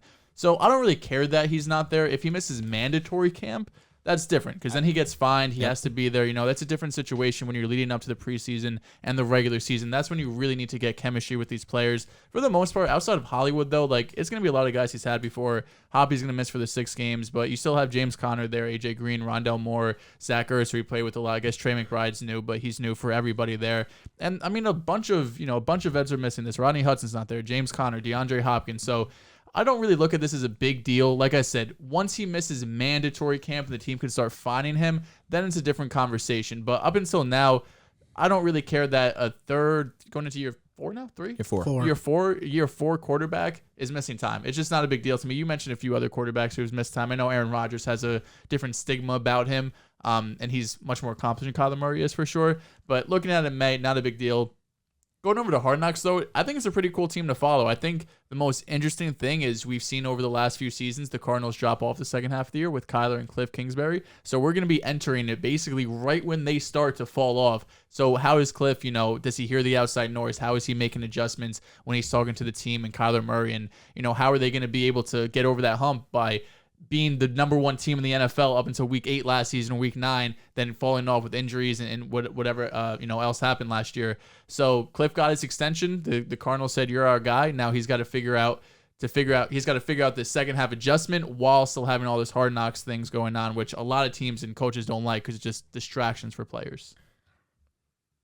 I don't care either. It's voluntary OTAs. Mandatory minicamp is June 14th to 16th. So for that, I expect him to be there. Baker Mayfield skipped OTAs. I agree with the reasoning for why he did it, though. Lamar Jackson's not in OTAs. Aaron Rodgers, Tom Brady, Kyler Murray. Would I like all these guys to be there? Sure. In Aaron Rodgers and Tom Brady's case, it's a bit different I because agree. they don't need to. No. But Lamar Jackson, you have a brand new offensive line. You have to gain chemistry with Rashad Bateman. And that's your really only receiver, They played right? last year. Yeah, they did. Lamar, You're right. talk about someone that needs their money. Lamar needs his money. I need to see Lamar with a contract before he plays this year. And then Kyler Murray, same offense, same scheme. Hollywood Brown, him and they already have connection, so it's not a big deal to me personally. As for Hard Knocks, I'm looking forward to see why Cliff Kingsbury has in-season collapses. If the Cardinals even start off well this year, I think this is an opportunity for every football fan out there to witness the beginning of the end of Cliff Kingsbury coaching tenure in Arizona. You just got an extension. Yeah, but if you don't think if they win 5 games this year, he gets fired? No. He got an That's extension. bogus. Cliff He Kingsbury got an extension 3 is, months ago, bro. Cliff Kingsbury That's is bogus in my opinion. he's a good offensive play caller, yes. And they've only gotten better since he's been there. Whether that's a Kyler Murray thing, whether it's a Cliff Kingsbury thing. It's a roster's gotten better. It's a Kyler's gotten better. Correct. The answer is Kyler. In my opinion, the roster's answer is gotten Kyler. better too. No, definitely, but It went from team in the league. Rookie season, they went from nobody at the receiver position to now D-Hop. No argument from me, King. But you still have to acknowledge what Cliff has done there. He has helped change or have any type of culture shift. You have to acknowledge that Cliff Kingsbury has a hand in that. Yes, he does, but I don't think Arizona's going to be very good this year. We'll see about that. 5 wins is, if that's because I know you said I think 6-7. Actually, let me check. Let me check exactly what I got them at. I have them exactly at 6-11. I don't love their secondary. That's the only thing that's holding me back from. Really I don't love their defense in general. Yeah, their defense really isn't that good. I don't like their defense. Their offensive line is falling off. Picks. They did. Their defense is falling off. D-Hop is missing the first 6 games. You're going to have to count on Hollywood and Rondale Moore and an aging A.J. Green. I just don't feel like this is a recipe for success. I feel like they're going to struggle. Zach Ertz they had shown some type of connection down the stretch of the season, so he's going to be relatively solid for them. McBride, we'll see what he has in store. I don't overly worry about their offense, given the fact that Kyler Murray can make the most out of any type of situation. But without yes, They signed Darrell Williams too. I did see that, and I do like that, especially with James Conner. They needed another back. They definitely. What about the playoffs? Like I said when I first made my statement of Kyler Murray has something to prove. Last we saw from Kyler Murray was not great. They were outmatched. Yeah. The Rams were just a better team all the way around. They lost to the team that ended up winning the Super Bowl. It's a division rival. They should have put up some type of fight, but it should have been more competitive. Yes, no, it did not. It definitely was not the case. But again, I do believe that 6 games without DeAndre Hopkins, where they're going to feel that Hollywood Brown's going to step up. He's going to be solid for them. It's going to be a huge loss for them because it's DeAndre Hopkins, a minimum top 6 receiver in the NFL, just giving him the respect that he deserves. Something like that. That's why I'm giving him 6. I understand that you may say that he's a little bit older. These are younger guys. Joel V. Moran on Twitter, give him a follow. Is going to be dropping his wide receiver list very soon. I'm excited Sunday. for that. Sunday. I'm excited. Stay tuned for that. That's going to go But dumb. I don't think that the 6 games is going to make or break the Cardinals season without DeAndre Hopkins. You don't think it's gonna make or break it? I'm saying that the 6 games without DeAndre Hopkins is not going to be detrimental to Arizona. I think that's what's gonna make or break it because they're gonna be the NFC is not that great, at least for the division. I don't think they're really in the conversation for it. So it's we really, didn't think about that last year, and they were one of the best teams in the So their first 6 games: Chiefs, Raiders, could win, Rams, Panthers, could win, Eagles, could win, Seahawks. Could That's win. 2 and 4. That's 2 wins, and the other 4 they could easily lose. That's 2 and 4 in my opinion. Yeah. We already went through our Chiefs schedule. I have the Cardinals beating them on opening day. Without Hops, gonna be hard, bro. No, for sure, but that secondary really still isn't nothing to hoot and holler about. L'Jarius Sneed, Trent McDuffie. Facts. That's the one that is going to be exciting to see, but we can't really evaluate him until we see him on the football field. But Hollywood Brown and Kyler Murray is going to be an exciting duo. I just think those 6 games, first of all, it's a ton of games, especially in the NFL with the 17-game season. And if you look at the NFC, the teams that will be competing for the wild card, it's going to be the Cardinals, the Niners, Packers/Vikings, however way you think that goes, and probably the Cowboys. So there's 4 teams and 3 spots. So those 6 Sleep games. on the Lions also. Okay, if you're I'm into just the kidding. Lions, I'm just okay. kidding. So those 6 games would be a big difference. It could be a 1 or 2 game swing very easily, and missing those, that relationship he has with Hop and that chemistry they have on the field in those first 6 games, getting off to a hot start. We see with the Jets every single year where they just get off to a flat start and their season's over by October. Cardinals have a lot more talent than the Jets have had over the years, but nonetheless, getting off to a hot start is important. And the one thing I'll say, just the differences between Lamar and Kyler, since we brought up that Lamar's not at OTAs, Lamar doesn't really care about his contract. Like, he cares about his contract, but he's fine going into the season without having a contract extension, which I think is, I don't want to speak for him and speak for his money, but like, I think he should be very adamant on getting your bread right now when we already know you're great, you're the best rushing quarterback of all time, you're an MVP, all of the accolades that he's had. But get your money now before you get into the season. You deserve it. God forbid also. Exactly. You don't want to get hurt or anything like that. He got banged up for the first time last season as well. So I don't want to speak on him and his money, but I think if I was in his position, I would be like, yo, give me my $200 million now, or else I'm not stepping back on the field. Absolutely. 2 and 4 in the first 6 games. Only 2 of those games involve NFC West opponents, which means they would have 2 more games against the Niners, 1 more against the Rams, 1 more against the Seahawks. And they also have to face the Broncos and the Chargers. That's. I think if they start off 2 and 4, the season is over. I don't think they're going to start 2 and 4. So you haven't beaten the Chiefs. Mm-hmm. Yeah, 3 and 3 is fine, I guess. 3 and 3 you could live with. But without D-Hop, I think they will. The Seahawks aren't going to be good. No. There's a chance that they go 2-0 against them. It's the division. Anything can happen. There's a strong chance. Niners split. Rams could split, but the Rams are they have had their number for a while. So we'll see. We'll see what happens. On to the next topic. Ravens signed Kyle Fuller. Former Denver Bronco went there, and the secondary now lacks Bryce Callahan, Kyle Fuller. Their departures. Now with the Ravens. This is a team that last year, 32nd against the pass in terms of yards, 26 in terms of touchdowns. They allowed one of the most, and they were 26 in interceptions. So they allowed a lot of touchdowns. They didn't cause any turnovers. But things are looking up, right? Marcus Peters is now healthy. Marlon Humphrey played 12 games last year. He's now healthy. They signed Kyle Fuller, Marcus Williams, drafted Kyle Hamilton. Now, where do you rank this secondary in the NFL? Is this the best secondary on paper in the NFL? Kid. It's up there. I don't see Kyle Fuller as a huge deal, right? If we're looking at Kyle Fuller, what he did last season, he might be coming off his worst season yet. He allowed 126 passer rate when targeted, 66% completion percentage. He kind of split time in the slot and out wide, so I'm curious to see with Marcus Peters and Humphrey there. Like, Humphrey can move into the slot and be the best slot corner in the NFL. But you probably want your best corner on the outside guarding the team's best wide receiver. I'm not sure if he shadows 100% of the time. Not many guys do that at all. But it would be interesting to see just how they figure out this cornerback room. It's a good thing to have, multiple corners who could play multiple positions, being on the outside or in the slot. But the rest of the secondary is great. Marlon Humphrey, like we mentioned, if he's going to play on the outside or the slot, he's going to be fantastic in either position. Marcus Peters is volatile. He's probably the most aggressive corner in the NFL, so he can have those big plays where he gets pick sixes. but he's also going to get beat on those double routes and, down the field just because he's going to go for those interceptions rather than trying to stick with the wide receiver or wherever he might be guarding. But then bringing in Marcus Williams, I mean, that's a no-brainer. He's one of the best safeties in the league, one of the best free safeties at that, being your last line defense. And then Kyle Hamilton, too. I wasn't the highest on Hamilton. I don't know what exactly his role is going to be in this defense because he's not playing free safety because, first of all, Marcus Williams is one of the best in the league at that. And second of all, I don't think he has the speed to play free safety, at least right now, judging his tape based on Notre Dame. But at the very least, he could be a box safety for them, guard tight ends as well. He's very versatile. He's big. He could tackle. So they'll have a role for him at the very least, obviously taking him in the first round. I just don't know. He makes a huge impact year one, although if anyone could do it, it's the Ravens defense and their coaching staff. But I think a few other teams that are in the conversation at least. One has to be the Buffalo Bills. Last season, numbers-wise, they were at the top of everything, but I know we've gone back and forth. If you look at their schedule, they did play some pretty shitty quarterbacks.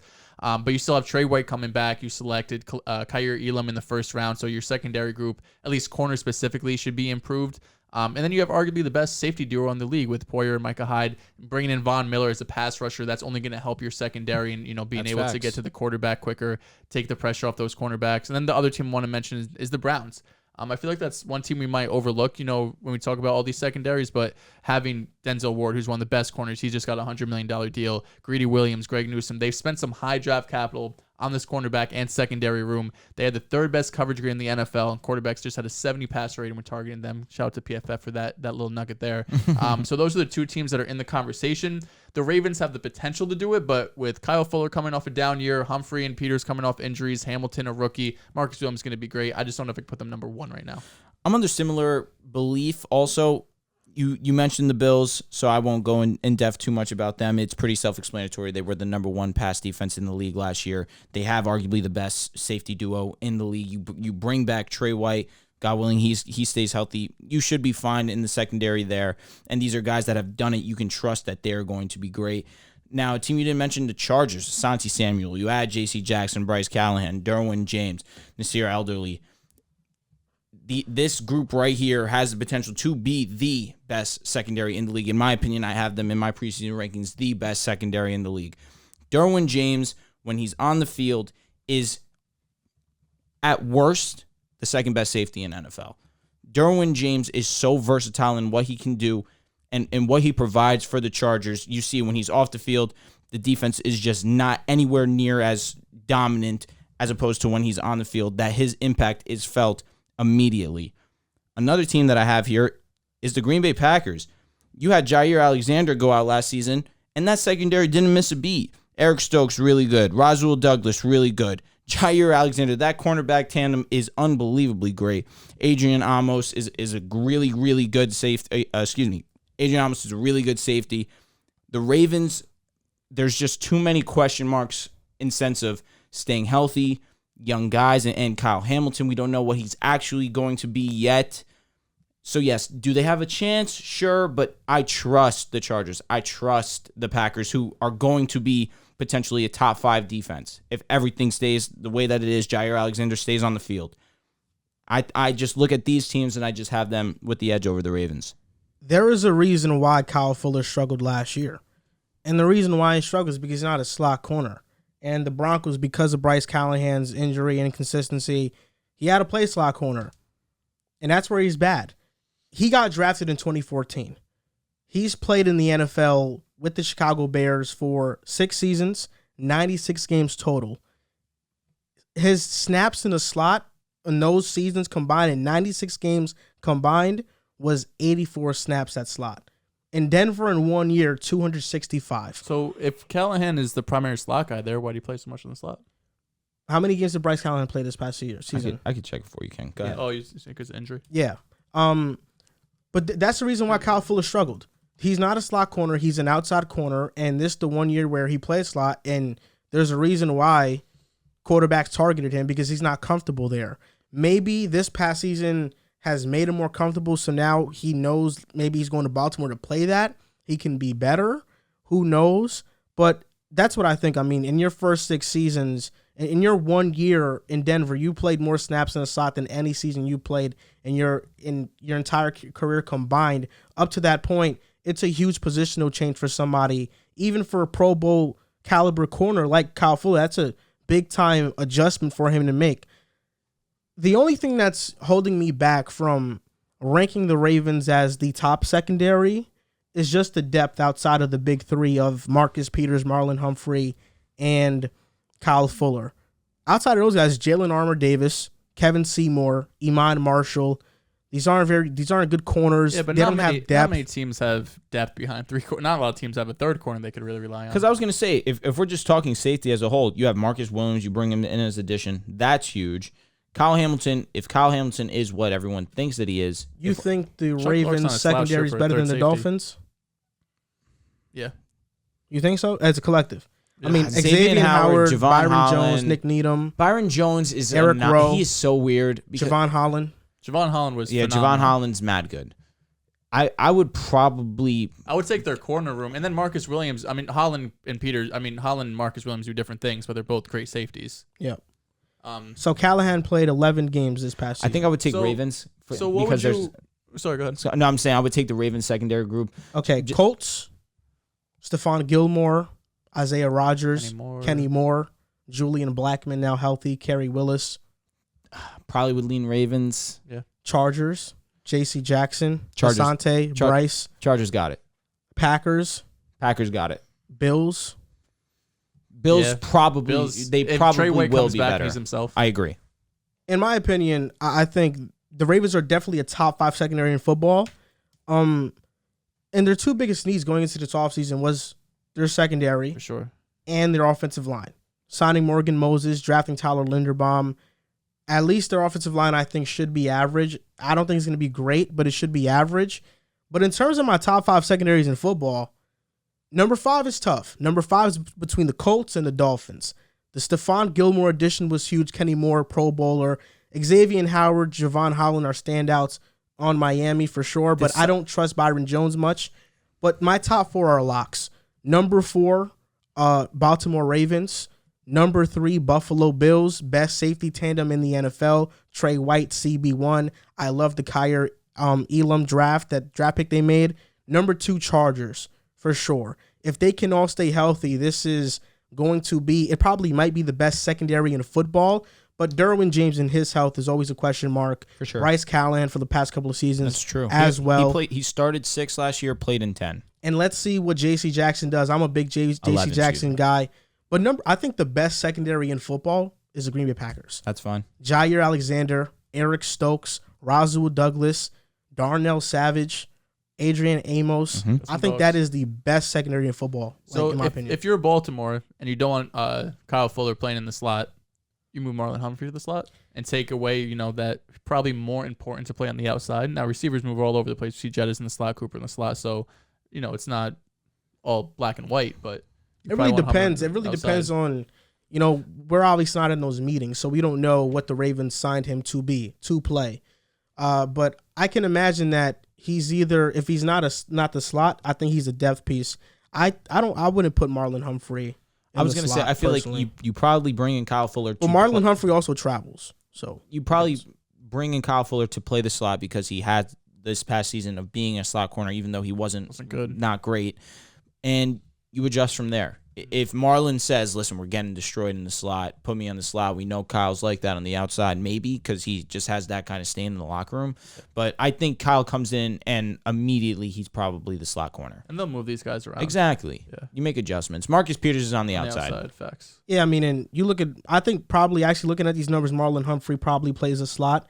You look at, in 2020, 484 snaps at slot corner, more than at the outside. I thought he was primarily 2021, he had 204 snaps in a slot, 443 at the wide. But let's look at 2019, 546 snaps at slot, 353 at outside. He could play both. So I think Kyle Fuller and Marcus Peters become your boundary corners. Yeah. Marlon Humphrey now is a full-time slot, is going to have most of his snaps there.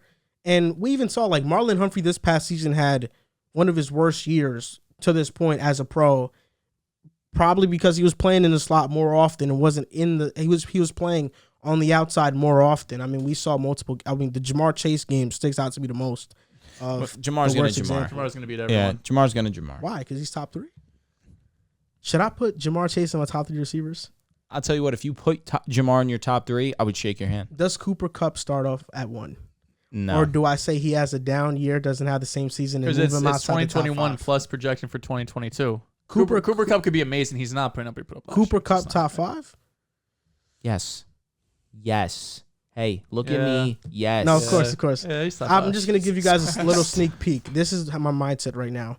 I'm thinking of Jefferson 1, Jamar 2, My brother. I love that. Adams 3, Cooper 4. I'm fine. It's fine. Jed is 1. Jetta's 1's cool. Jamar being 1, though, I would not scoff at it. Jamar at either. 1 would. Nah, I got to put Jamar at 1 low key. Exactly. Jamar Chase? Exactly. What? Nah, Jamar's him. He Jamar's just him. broke course, Jefferson's yeah. record. Nah, yeah. Jamar is really, ridiculous. he's really already on track to be a Hall of Famer. Yeah, facts. You He's can't go wrong either way. Yeah, Bro, I just feel like, Cooper Kupp could But, have a hey, spectacular season. Jed is going to have the Cooper Kupp role in Minnesota. Don't forget that. Ooh, Yeah, that's low true. key. That's true. Don't forget You that. gotta Don't look silly having him number hopefully 2, bro. Kevin O'Connell is not a. Hopefully Kevin O'Connell is The real deal. the real deal. Yeah, And Kirk Cousins also.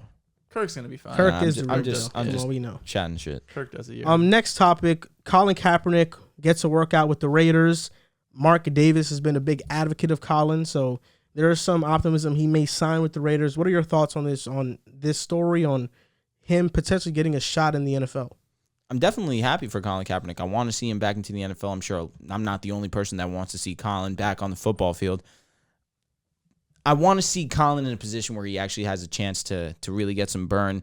You bring him to Las Vegas, he's most likely just going to sit the bench the entire season unless something happens that no one wants to see, which is Derek Carr having an injury, which would be really the only way Colin sees the football field in any manner if he joins the Raiders. But it's a step in the right direction for Colin Kaepernick. This really is a strong shift for the NFL. You really had this glossing over of Colin Kaepernick, and he just didn't. The way that the league handled that situation with Colin Kaepernick did not look good on the league at all. The fact that they blackballed Colin Kaepernick for as long as they did, the fact that they were willing to give him this large amount of money to basically admit to the fact that they blackballed him from the NFL, it's good to see him getting this opportunity. I would love to see Colin back on the field. Yeah, Kaepernick, he deserves a shot. He's better than a lot of backups. We have guys like Tom Savage, come on. and no slouch to them, but there's a lot of guys that are backups in the NFL that Colin Kaepernick is better than. Colin Kaepernick should have been the Broncos starting quarterback for a while now. For a while now. For a while now. With the Paxton Come Lynch on. days and Trevor Siemian. There's a bunch of guys in the league that are not as good as Colin Kaepernick, but we know his story and everything that he's done, which is why he really got blackballed from the league. It's crazy. 2016 was the last time he played. 6 years ago seems like such a long time ago. And he's not the most accurate quarterback, right? He's always floated around 60%, but his touchdown interception ratio is 72-30 in his career. That's ridiculous. That's really good. He had some really great years, obviously, with San Francisco, the only team he's played for. That 2013 season going 12-4, that Packers game in the playoffs really sticks out, where you have that dual threat quarterback that we hadn't seen in a long time, where he was just able to do it with his arm and the legs. Just honestly, one of the most explosive players in the league at his prime. Just wasn't the most refined quarterback. But who knows how his career would have panned out if he was able to stay healthy and not really get blackballed out of the league. So he definitely deserves a shot. If he does go to the Raiders, he's going to be the backup. But I think for Kaepernick, just getting your foot in the door, being able to be a backup, being able to sign a contract again with an NFL team, that's going to go a long way, because he's going to be able to play in the preseason and training camp. And there's going to be talks just going around the league and the league circles. How is he in the locker room? How is he in the quarterback meetings? How does he handle himself with head coaches and offensive coordinators and all of these guys in the building, which I have no doubt he's going to be fine with. But it's just going to be good to kind of get his name out there, and he deserves a shot to be a backup at the very least. This workout with the Raiders means that he's okay with being a backup, right? Derek. He has to be. Yeah, Derek Carr is the quarterback there. We know this. I think it's about time Colin gets a shot. It's been time he should have got a shot a while ago. Long overdue. He's already stated that he's okay with being a backup. And if that's the case, then there's no reason why he shouldn't be on an NFL roster. He'd probably be the best backup quarterback in the NFL. And you look at the Raiders, last year they had Marcus Mariota as the backup, Derek Carr starting. I think Colin Kaepernick brings a similar skill set to Marcus Mariota, a dual threat ability. So, and you can never have. It's never a bad thing to have a great backup quarterback. Never. Derek Carr goes down. Colin Kaepernick can win games for the Raiders, keep them competitive in them at least. But in terms of just like other teams, Their current backup is Jarrett Stidham. Yeah. You know, he's better. The Panthers right now could use Colin, but they spent to pick on Matt Corral. They have Darnold there, so they probably don't go after him. The Falcons, they invested in Marcus Mariota, Desmond Ridder, at least somewhat. They still get the facts. Yeah, Ridder. At least the only team, in my opinion, that could use Colin Kaepernick is the Seattle Seahawks. That's facts. Really. Like Drew Lock and Geno, those are the two guys there. Like Colin Kaepernick goes there. He's easily the best quarterback in that room. So that's the team that can really use him if like he wanted a shot to start. Maybe the Dolphins, right? Like, what do you think, Drew? Next question. He's not better than Teddy Bridgewater, bro. No disrespect to Cap, but he's not That's better than actually Bridgewater. You know? They might be on the same tier. Yeah. Tua? They might be on the same tier. Oh, we're going to get some Tua talk later. You guys never really go just down. show me you guys don't know ball. Drew keeps trying to show me videos of Tua in shorts and a t-shirt throwing Bro, the ball and be like, bro, did you see this video today? I was like, Shut what? The up, one of like the because 14 Nah, they Tyreek Hill posted? did say like he threw the nicest ball he's ever caught, did. right? Yeah. He did say that. So we're just not going to believe him because that's right. But who That's were- his I mean, quarterback. Who were his Whatever. quarterbacks before Patrick Mahomes? Alex Smith. Alex Smith before facts. Patrick Mahomes, right? The But that's why I the don't believe son it, bro. of the NFL. But that's why I can't believe it. Come on. Like, or maybe Mahomes is you overrated. could be a Tua fan and also be realistic. Like, bro. Patrick Mahomes, come on. Yeah, Because doesn't it's make his more most sense. hated quarterback to his most loved quarterback, so he's Dude. gonna run with it. Because it's not only is it encouraging and a positive for Tua, it's also a huge negative to Mahomes. So he's like, yeah, you're picking mud. I was basking in that. I was basking That's in such a white that. thing to say. What, basking? Picking mud. Yeah, that. We usually do would you rathers for the NBA. But I thought it'd be a nice idea to incorporate would you rather for the NFL and do a little NFL Let's do edition. it. This is about to And get this gonna be mad, gonna be bro. fun because the player we're gonna use today is Michael Thomas. We know that Michael Thomas has had an ankle injury for how many years now, and some people still Prayers for view Mike. him as a top receiver because 2019 he set records, and even though that Joel was 2 actually years said ago, he has MT in his top 10. even though that's a lie, and even though MT hasn't been himself in a while, we'll see. Let's see what names you guys would rather have. Let's do it. So, would you rather Michael Thomas edition? Stephon Diggs, Stephon Diggs. DJ Moore. DJ Moore. We're not thinking about this. This is DJ Moore. My God. When Michael Thomas is on the field, he's You definitely see better. what he's doing with PJ Walker, Sam Darnold, Teddy Bro, Bridgewater, he's Cam good. Newton. He's mad good. He's not It's- better than Michael Who's your Thomas. pick? DJ I'm Moore. taking Michael Thomas. Mike Williams. Michael Thomas. That's closer. I'll take Michael Thomas. Thank you, Garrett Wilson. dude. I want to so bad. Dude, like, come on. Michael Thomas. It's Michael Thomas. Yes. CeeDee Lamb.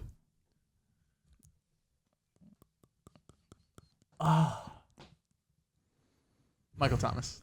I'm going Michael Thomas also. T. Higgins. Damn. Who's putting up better numbers next year is a different question. That's than who all I'd right. rather This have. is the who would you rather really have? kills me, T. Higgins. man. T. Higgins. Michael Thomas. Deontay Johnson. Deontay Johnson. Michael Thomas. Debo Samuel. Debo Samuel. DK Metcalf. DK. Who would you rather have? DK. But man, when Michael Thomas is on the field, we just can't forget that he is amazing. He is. He is like one of the best receivers. What were you doing in your life 3 years ago? Because that's when the last time Michael Thomas Oh my played. God. I was in a lot different position. And he was mad good. Right? He was phenomenal. crazy good. He was out of this world good. I'm taking DK, but I could regret that. Keenan Allen. I'm going Keenan, I'm but going Michael like, Thomas. yeah, I only say Keenan because he has Herbert. Okay. Jalen Waddle. Jalen Waddle. Taking Jalen Waddle for sure. Come on, Waddle. Mike Evans. Mike Evans. Mike I don't love Mike Evans, Evans. but I Mike should say. They Evans. both have the same first name. And now last one, Terry McLaurin. Michael Terry. Thomas. I'll take Terry. No Darnell Mooney. I was gonna mention him. What would you have said? Who's putting up better numbers next year? Darnell Mooney. God, bro. Darnell Mooney's putting up better numbers than Michael Thomas next year. You said Michael Thomas for more the names than I expected you to say. Me too. Yeah. Yeah, you're a big Michael Thomas hater. I thought you were gonna spice it up a little bit. No, I thought you were ready for the internet You slander. know what's gonna be crazy too, because the internet's gonna slander me for saying Michael Thomas over a lot of these guys. They're gonna slander regardless. I know that's so true. Listen, if you would have said Garrett Wilson, though. If you would have said Garrett Wilson, I would have smacked you. Stop. Okay, Bro, stop. I know. I'm sorry. Embarrassing me. What about Elijah Moore? That's easy. What about Braxton Berrios? Damn, now it's a conversation. Michael Thomas, he's a dude. MT is him. He's so good. He is him, but there's something about guys missing NFL football for 2 years, 2 full seasons. You know, like that. I don't think you just walk back in and you're a top 3 receiver. I'm not saying he's the top 3. Still put Diggs, still put Debo, DK, Keenan. You were stuck on DK for a second. DK is a conversation to have. Like MT is so dominant. So is DK. He is. What about DeAndre Hopkins? Take DeAndre. I'll take D-Hop. Okay. Because they're both coming off injuries. I understand, but right? DeAndre is still Hollywood. Take MT. You don't feel good about it though? Because Hollywood's gonna go crazy this season, man. That's what I'm saying. I feel like it's different conversation between who puts up better numbers next year. Because like Michael Thomas, if Michael Thomas, all right, but hear me out. Let's live in this hypothetical. Okay. Because we love that. I do. Week 1, MT's on the field. Cool. Okay, you're putting him over almost every name that we said. Almost every name. A lot. Including DJ Moore. No. Come on, man. No. Come on. With your DJ franchise, Moore stop. is Let me proven. finish. He is proven. I'm gonna Now, lose the my past mind. 3 years in a row. That's my point. Yes. Bro, DJ Moore, 3 years in a row, he's proven. Michael started Thomas his career. came into the NFL and put up 11. I'll be honest. Don't I'm happy, disrespect I'm happy his I looked up his name. Pro Football Reference page. You're before we welcome. got on this episode, You're 'cause welcome. I You would have might- I might embarrassed look dumb as yourself. shit. I'm not gonna lie. I would look dumb as hell. And with your franchise quarterback in Jameis Winston, who you had as a top 16 quarterback in the NFL, you're telling me that Michael Thomas isn't going to Michael Thomas?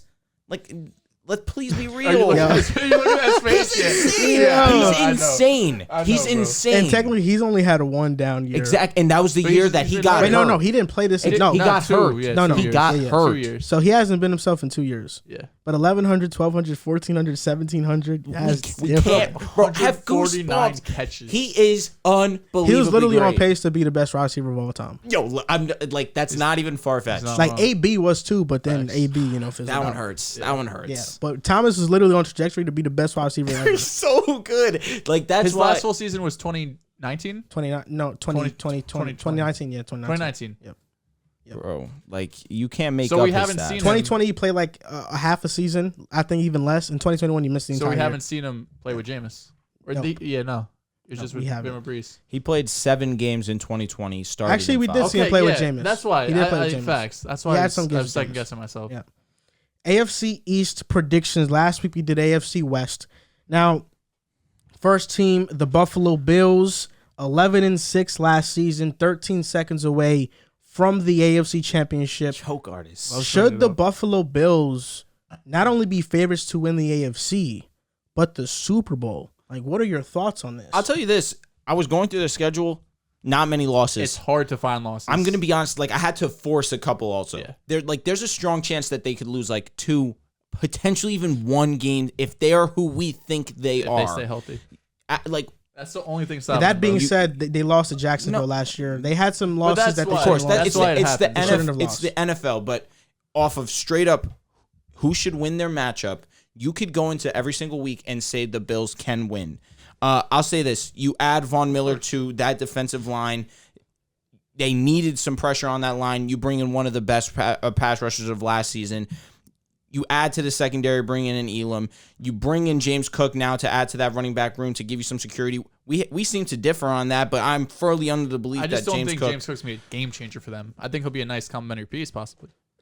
I definitely am confident that James Cook is going to be that for them. Okay. He is going to come in and provide them what they haven't had in a consistent, solid pass catching back. And he's going to show elusiveness. He's going to show versatility, and James Cook is going to thrive. What about Matt My Breida, only Matt Breida, for the speed, you gotta love that. You gotta love that. He's a great Madden guy, No, for sure. one of the best Madden players in the history of the game.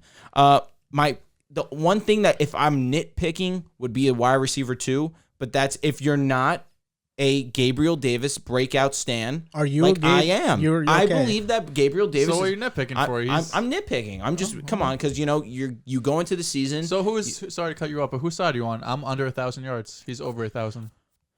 With Josh Allen at QB, they have all the faith in the world in Gabe Davis. He's hitting that over. Okay. He's hitting that over. I can't wait. He's hitting that over. Cool.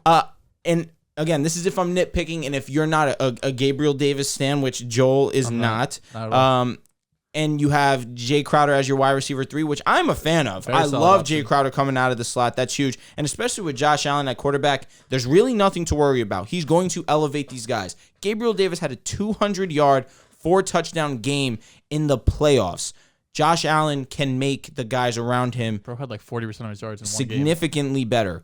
Now, I still expect them to be one of the best offenses in the NFL, regardless of whether you have a question about their wide receiver. So I'm going to go through their schedule really fast. I'm only going to name the losses, really, facts. okay? Week 3, I have them losing at Miami, against Cleveland in Buffalo, given the fact that it's post the 6 to 8 games that we think that Deshaun's going to miss. I think Deshaun can get a win there. And I have them losing at Cincinnati. I have them going 14-3. Other than that, I don't see them really struggle. Like, yes, it's the NFL. You can lose to anyone on any given week. But this team is just so well-rounded, so great top to bottom. They're going to be dominant. And yes, I do think that they will be the number 1 seed in the AFC. You said it perfectly. It's hard to find losses on the Bills' schedule. I went through and gave them their wins and losses, and my ending record was 14-3. But I don't.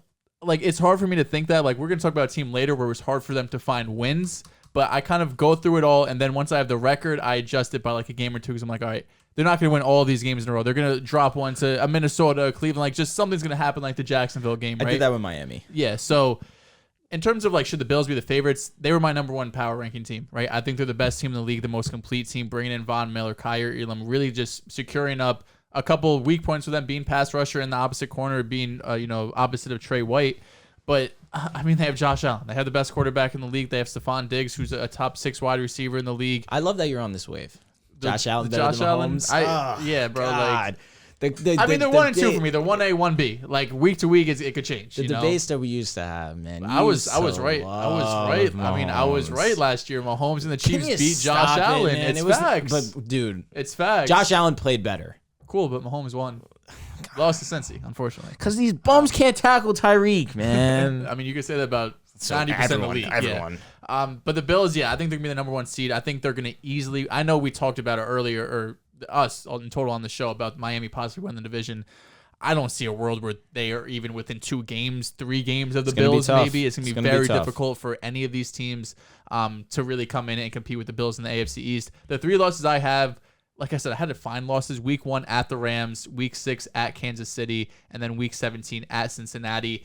They probably lose another game in division. Whatever team it is, I don't think it's the Patriots, the Jets, the Dolphins. I think they'll lose at least 1 divisional game. I have them going 6-0, but I find that hard to believe. And then at Baltimore versus Pitt, versus Green Bay, Minnesota, Cleveland, like they're going to lose a game or 2 there. So I have them at 14-3. I don't know which game exactly they're going to lose, but I think they'll probably end up being 12-5. Their toughest games are on the road. You got the Rams week 1 on the road, Baltimore on the road, week 4, week 6 on the road at KC. Those are the 3 toughest games. Then they have a bye week. You go play Green Bay at home. Then you go play Cleveland at home. And then you play Cincinnati on the road week 17. Those are the toughest games for me. The Rams, Baltimore, KC, Green Bay, Cleveland, Cincinnati. Those are 6 games where I'm like, they can go either way, and I don't know. Like, maybe the Bills are favored, maybe they're not, but outside of that, I think the Bills should be favored in every single game, and depending on what the record is in those 6 games versus those tough teams is going to determine where I think they finish. My record for them is 13-4. I mean, they were one of the best teams in the NFL already. 13 seconds away from the AFC Championship. I think if they win that game, they win the Super Bowl. Like, that was my Super Bowl pick last year. I think they would have beat Cincinnati. I think they would have beat the Rams. Josh Allen would have held that trophy. And, Not too long ago, I watched the documentary The Four Falls of Buffalo. Heartbreaking. Oh my Heartbreaking. God. Very tough to watch. Ever since then, I know the AFC East is my division. I'm a New York Jets fan. I know these are supposed to be my And a Mac rivals. Jones guy. But And a Tom Brady lover. It's hard not to be a fucking Josh backwards. Allen guy. Mac Jones, I was hounding him out of college, and the Patriots happened to select him. And then Dolphins are the only team I sincerely don't like. I really don't like the Dolphins. I wonder why. I don't like the Can Dolphins. you take it easy, man? I don't like the You Dolphins. need help, man. I don't like the Dolphins. There's an anger inside you, bro, that I think that needs to be I don't know really how you can taken hate the and, Dolphins and, more than the Patriots, bro. and looked But at, the bro. additions, though, Roger Saffold, he was the 15th best graded run blocker, but in pass pro, he's not good. 72nd ranked out of 84. I mean, that's horrible. But Jameson Crowder, Von Miller now gives them a true elite edge rusher. A presence on the edge. Tim Settle, I love that addition. They lost Harrison Phillips to Minnesota, so this was a nice addition. And OJ Howard, former first round pick. Hopefully he can find his groove with the Bills. He didn't do it with Tampa Bay, but he's going to be the second tight end. You got Dawson Knox there still. Dog. They needed a pass rusher. Wake up, kid. They got it with Von Miller. They got OJ They Howard. needed a running back. James Cook is okay. I wasn't the highest on him, but I think they can get it done. Went to the perfect situation for him to thrive. The Bills have shown that they don't need to run the ball to win games. Facts. They've already shown it. And to me, that's why I'm not too worried about it. But you said it, I think this is Gabe Davis' breakout season. I think he's going to have 1,000 yards this year. Will he crack my top 32 receivers? There's a chance. Ooh. There's a chance we see Gabe Davis on there. Auden Tate, he's top 40. Oh, I'm going to save him for that list. Gabe Davis, there's a chance he cracks that list. I'm just saying. Dude. I'm a huge Gabe guy. I'm going to throw up at this list, bro. Dude, this list is going to be hilarious. I love Gabe I Davis. know. Man. When it comes to your guys, bro, you're just such a casual sometimes. When it comes to your guys, bro, it's like, oh my That's God. rude. Yo, that's rude. Because I'm going to see some dumb shit. It's going to be like Gabe Davis over like Darnell Mooney or fucking. Yo, you put Gabe Davis over Darnell Mooney, though. That's nuts. I don't know. Maybe if Gabe Davis was number one receiver on the Bears, Hell no. you don't think he does that? No. Bro, Is Darnell Mooney was on the Bills. Oh, my goodness. I'm not even kidding, bro. Darnell would go crazy. We've seen Darnell Mooney make Jalen Ramsey look silly. I don't know, but Darnell Mooney has never had a 200-yard, 4-touchdown performance in the playoffs. Listen, he's Okay, got a point. But has Gabe Davis ever had a 1,000-yard season? Darnell Mooney did year two with Justin Fields and Andy Dalton. Sometimes the numbers are deceiving. No. There's none deceiving about 1,000. No. And he passes the eye test as hell. Correct. I wouldn't put Darnell over Gabe, Thank God. but Gabe can make an appearance. Is Gabe going to be over Garrett Wilson? Possible. It's possible. It's possible. It's possible. Gabe Davis or Tyler Boyd? Gabe Davis. Tyler Boyd. Oh, you're bugging. Nah. As a number 3? Yeah, That's crazy. That's rude. I think That's Tyler rude. Boyd. You're getting rude. I'm not. Jay Tyler Boyd's good as fuck. Jay Crowder or Gabriel Davis? At this point, Gabe Davis. 2 years ago, Jay Crowder. Wow. Okay. 2 years ago, Jay Okay, Crowder. I'm just gauging where you're at. Jay Crowder. Jameson. That's why Jay Crowder. I know, but I'm thinking Jay Crowder. Like Amon Ra, Gabe Davis. Amon Ra? Yeah. Amon Ra. Yeah, for sure. Jamison Williams Jameson. or Gabe Davis? Jameson. He's your wide receiver one. Jameson. Yeah, Okay. I'm sorry. Devontae Parker or Gabe Davis? Gabe Davis. Gabe Davis. Okay. That was easy. Easy, right? Dude, when we talk about the Pats, it's about to get ugly. I'm so happy, man. I mean, let's talk about it now. Their downfall like makes me that. so happy. But this is another hard team to analyze, truthfully. This is a hard team to find wins. So hard. Recently, there was a report that came out from Greg Bedard, hopefully I'm saying that right, from Boston Sports Journal, that he's hearing concerns about the Pats' offensive stats. Oh, brother. Offensive staff. Last year, they went 10-7, made the playoffs, got embarrassed by the Bills in wild card round. Is this a year that the Patriots finally fall off? I know after Tom Brady left, they didn't make the playoffs, but then they bounced back right after. Now, there's a lot of question marks around them. Will the Patriots' offensive questions lead to a bad season, or are you more worried about the defense in the Patriots' case? I mean, who knows? How do you feel about the Patriots going into 2022? You want me to go? I'll say this. This team on paper is not good. It's not, bro. I don't mean to laugh at them. But at the same time, you have to respect Bill Belichick. Bill Belichick is too good to allow this team to be as bad as I'm predicting them to be. which is why I'm acknowledging that fact. I could be very wrong because Bill Belichick's the greatest head coach, arguably, in sports. But I look at this team and I look at their wide receiver core, and Devontae Parker is their wide receiver 1. I'm one of the bigger Kendrick Bourne fans that you will meet, and for him to be a prominent piece in this offense is concerning to me. You can't ignore their rushing ability with Damian Harris and Ramondre Stevenson, but you can't ignore the fact that Ted Karras is gone and Shaq Mason is gone as well.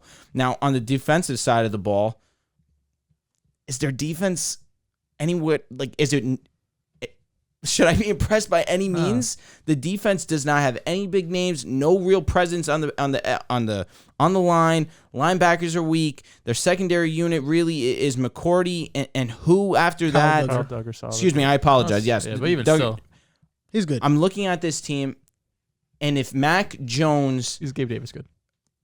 it really comes down to Mac Jones. If Mac Jones takes a strong stride in his development, maybe this team will be better than I'm predicting them to be. But if Mac Jones continues to play the way that he played this past season, and this past season is basically around what you'll see out of Mac Jones for the rest of his career, Patriots are screwed. Now I'll say this. I'm just going to come out with it. I have them going 5-12. This is not a really good football team. I'll tell you the wins that I have, and I really was like, there was some that I'm being generous. Like at Pittsburgh, I gave them a win. I don't know if I feel great about that. At Cleveland, I don't know if I feel great about that. It's still within that 6 games, so that's why I was able to go with New England winning. I have them beating Chicago. I'm not going to be that disrespectful. I have them splitting with the Jets. That's a win. What'd you have with Detroit? Oh, I have Detroit beating them. I have Detroit beating them. And I have them in Week 17 beating Miami. Those are my 5 wins. I'm shocked you gave them the win over Miami. You still have to respect Bill Belichick. 2 or 3-0 Against the Pats. You're 100% right. Yeah. We're going to talk about Miami. Facts. He's not losing to another team that he hasn't lost to. Okay, swiftly moving on. I was thinking about the Patriots, and I was like, this team is bad, right? Like, not to be rude, but there's no explosive players. There's no one on this team that really excites me. And their comp for me, like, if you did an NBA comp, I think they're the Spurs. I think they have that. Yo, that is scarily accurate. They have Popovich and Belichick. You know, you always think the brand, they've won championships. They've had all-time guys. They've had all-time head coaches. And we kind of think of them every year. They're going to be in the mix. They're going to make the playoffs. And the Spurs, it's been a few years. But, you know, the Spurs lost Duncan, Parker, Ginobili, Kawhi. The Patriots lost Tom Brady and a bunch of other guys to go with it. Shaq Mason fell off. Julian Edelman over the years. And, you know, the list goes on and on. Gronk, Aaron Hernandez, RIP. You know, all these guys that they've lost all of their superstars, all of the guys that really made the Patriots the dynasty they have. It's been a while, you know, obviously since they've been that dynasty, but it's hard for me to look at this team and like, what are they going to be really good at? They're going to run the ball with Ramondre and Damian Harris. They'll probably have a top 15 offensive line again, even without Shaq Mason. I still think they'll be solid. But again, it's like I said about the running backs, they're good. They're not special. Mac Jones is good. He's not special. Hunter Henry's good. He's not special. The receivers are decent. There's some nothing. Respect on Damian Harris, bro. There's nothing. Damian Harris is gonna be a Patriot next year when his contract's up. Because Ramondre's that good. Unlikely. And Ramondre 2 years from now when his contract's up, he's probably gonna be gone. Well, they specialize in cycling. But if they get a special guy, that's why I don't think no one on this team is special. Their defensive line, again, it's special. It's good, but it's not special. Like you need, especially in the AFC, you need to have guys that you're going to go up against: the Josh Allens, the Sean, Mahomes, all of these guys who are game-breaking type players. Where the Patriots just don't have anything to really back that up. So I went through their schedule. I'll be honest. I went through it, and they went 3-14. I was like, I'm wilding. Like I need to find some wins here because I'm getting disrespectful. I have their wins: Week 5 against Detroit, Week 7 against Chicago, Week 11 against the Jets, Week 17 against Miami. Those are the 4 wins I have that I feel pretty comfortable with. Splitting the division games with the Jets and Miami, and then 2 kind of lesser teams. I'm gonna give them an extra 1 or 2 wins. They could beat Pittsburgh in Pittsburgh or Cleveland if they don't have Deshaun by Week 6. So I think they'll probably win 5, maybe 6 games. I'm actually not low on the Patriots offense whatsoever. It's hard for me to find a world where their offense is not a top 15 offense. What? Last year it was a top 10 offense, and they got better this year. They just added Devontae Parker. And that for them is getting better because they had he's their best receiver now. I understand what you're saying. He's not their best receiver. The offensive line, Kendrick Bourne. Yeah. He's better than the offensive line is still going to be somewhat good. I mean, David Andrews, Michael Onwenu, Trent Brown. You have Isaiah Wynn on the left side, Cole Strange, although people laughed at the pick. He's not a bad player. You have a top 5 running back tandem. They were a top 3 rushing attack last year, probably still going to be that at least top 5 rushing attack. And Mac Jones, his ability to be cerebral. You now have Jonnu Smith in his second year within that Pats offense. Jonnu Smith, we know when he was in Tennessee was a game breaker. He's mad. Hunter Henry. And he's a good blocker. Devontae Parker, Kendrick Bourne. I think their offense is not the problem. To me, the biggest problem for the Patriots is the defense. Defense is But bad. the reason why nobody's talking about it is because Bill Belichick is a defensive guru. He can maximize any personnel. But the truth about it is that their defense is not very good. On their defensive line, their best edge rusher is Matt Judon. He's good. He's not great. Christian Barmore showed flashes last year, but he didn't play too many snaps to warrant him now being a 3-down tackle now, which is going to have to be. Their linebackers, I did like the addition of Eric Wilson. I think that was a great addition because it now brings speed to their linebacking core, a guy who can cover. So I like that. Jawan Bentley, he's okay. But you're talking about a Pats team that their best cornerback is probably Jalen Mills. You're talking about a Pats team that Jonathan Jones last year did not have a good season. They just re-signed Malcolm Butler. Malcolm Butler is way past what he used to be. He's an average player now. You cannot win in the AFC with your best corner being Jalen Mills. I like their safety duo. I like Kyle Duggar a lot. I like Devin McCourty. But the problem to me with the Patriots is their defense.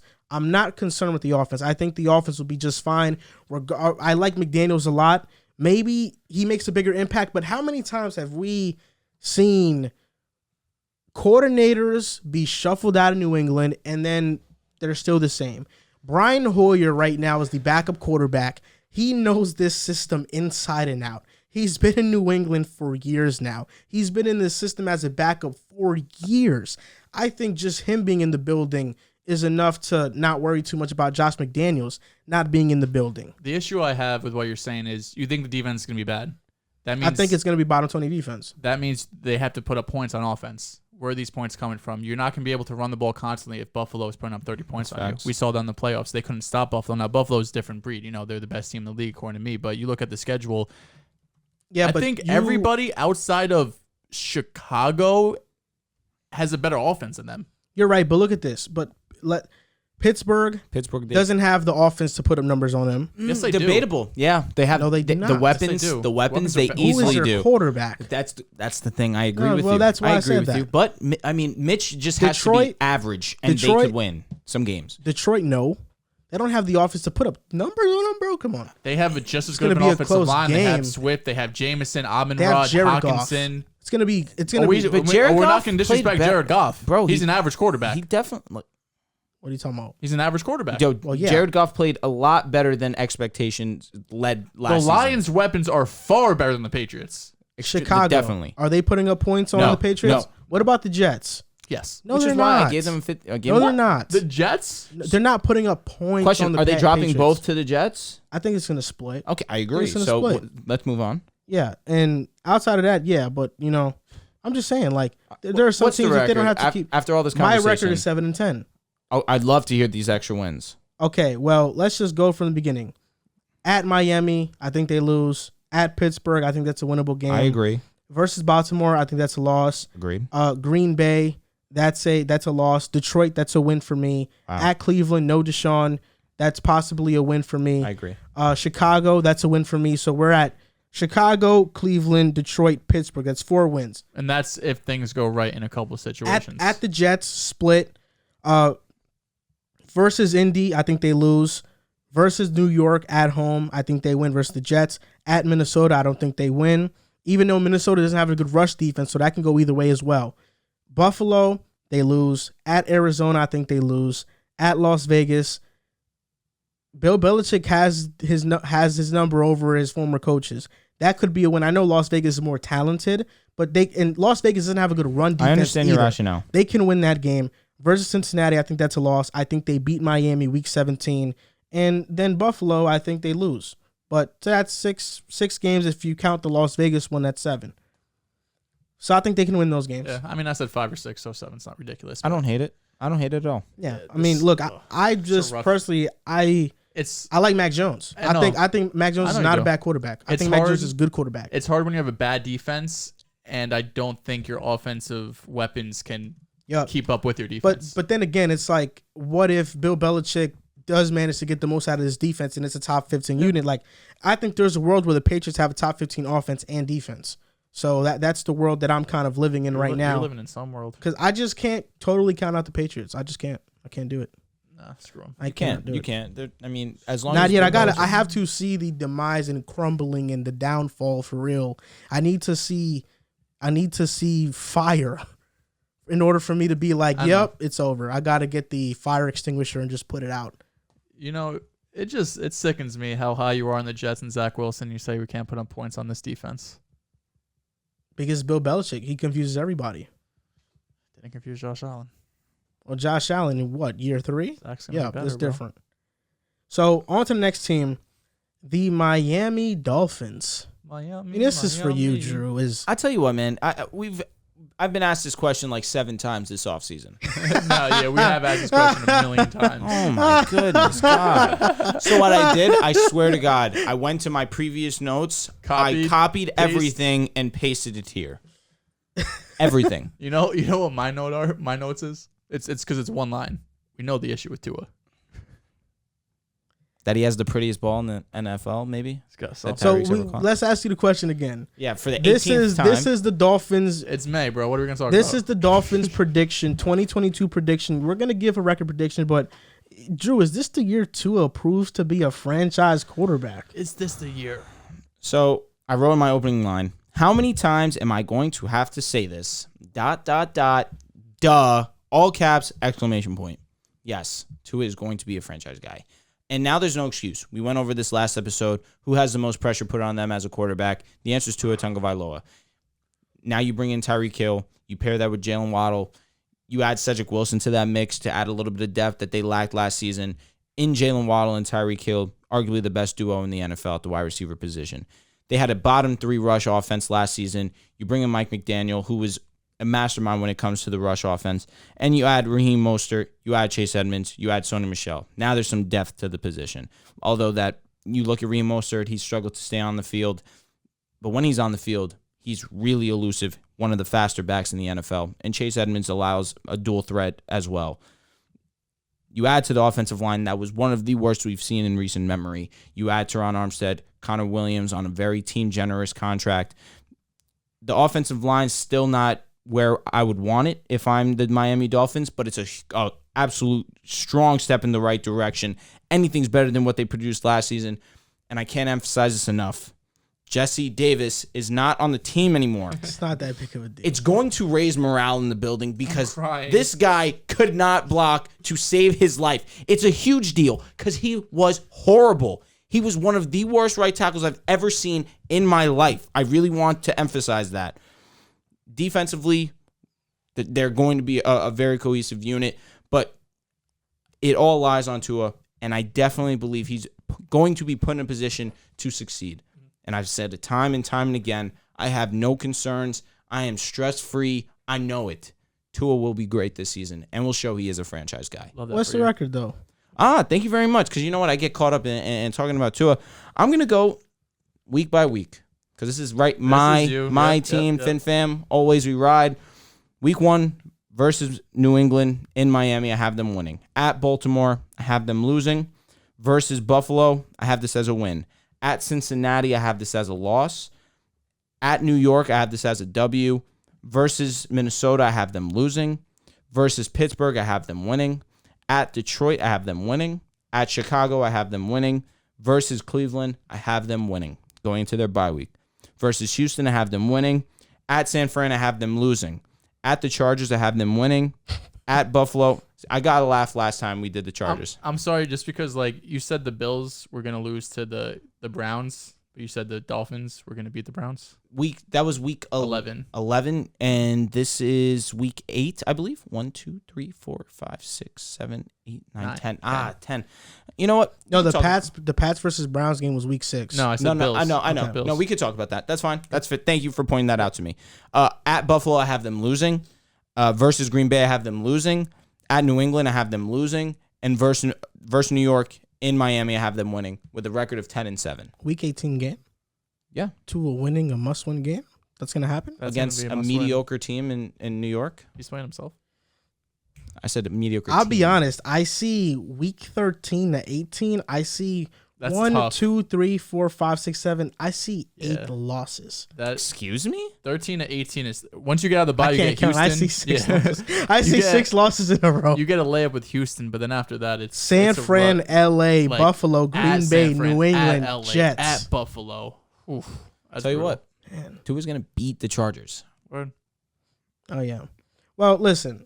I mean, there's no reason not to, right? I mean, when asking the question about if he can be a franchise quarterback, I mean, he's had the most additions of any quarterback outside of Zach Wilson, but our additions Right. were through the draft. The other guy that you guys are hoping and praying that's going to be great. Well, the difference is that our additions were through the draft. Your additions are proven players who have proven they are star Because players. they had some cash to spend. Tyreek Hill, Teron Armstead, Melvin Ingram defensively, but just offensively, Chase Edmonds, Raheem Mostert, Sony Michel. I mean, the running back room is completely revamped and rehauled. it's looking Tyreek good. Hill, Cedric Chase Wilson, Edmonds is gonna be- he's Teron gonna Armstead, Connor Williams. I mean, this is the most additions any team has made this offseason of players that actually are like worthy of noting. And Mike McDaniel. With that being said, am I gonna come up here and say like, oh yeah, Tua's gonna be horrible, he's gonna be bad, he's gonna prove that he's like not worthy of being an NFL quarterback? I've heard you say that, so I No, wouldn't be I've never surprised. said that. Never. God. Said he could be Tua- out of the league in 2 years. Tua is a good quarterback, I'm just tired of hearing but this. he's going to have a Jared Goff like year, a Baker Mayfield third season type of year, where he's going to have the numbers in an offense that gives quarterbacks training wheels because they can't ride a bike on their own. Tua's going to have good numbers. Do you remember that list that I sent you of the guys that check down the most? You know, right? You would expect, of all the chatter we've heard about Tua's name, you would have at least expected him to be on that list. Well, They don't count he just throws it to RPOs. receivers.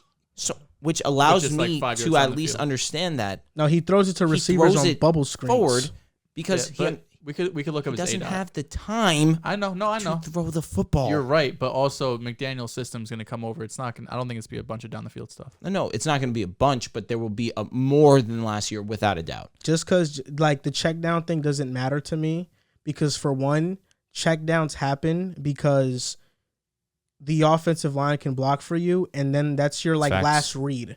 So he doesn't have Could time also to be get to first his read, last And also, read. why is he seeing, Miles Gaskin or Duke Johnson? I mean, his It's check not my down is not option. considered. He throws a lot of RPOs. Check down is not considered an RPO. But if you look at yards per attempt, he's one of the lowest in the league. for sure. That doesn't even For sure. matter. But and we know why, though. Well, We let me know get why. on to this. You know, Tua can have a great year and still not be a franchise quarterback. Is he going to prove to be a franchise quarterback? Absolutely hell no, not. The Dolphins haven't had a franchise quarterback since Dan Marino. They had some glimmer of hope with Chad Pennington. He had a Pro Bowl year with him. Ryan Then, Tannehill. then Ryan Tannehill, a little bit of playoff appearance, but Dolphins fans kind of knew what to expect out of Tannehill. You know, Tua's not going to be any different. Let's just stop this and stop the chatter. The last 2 seasons, when Miami has had a must-win game, you know, they've had these must-win games coming off of win streaks.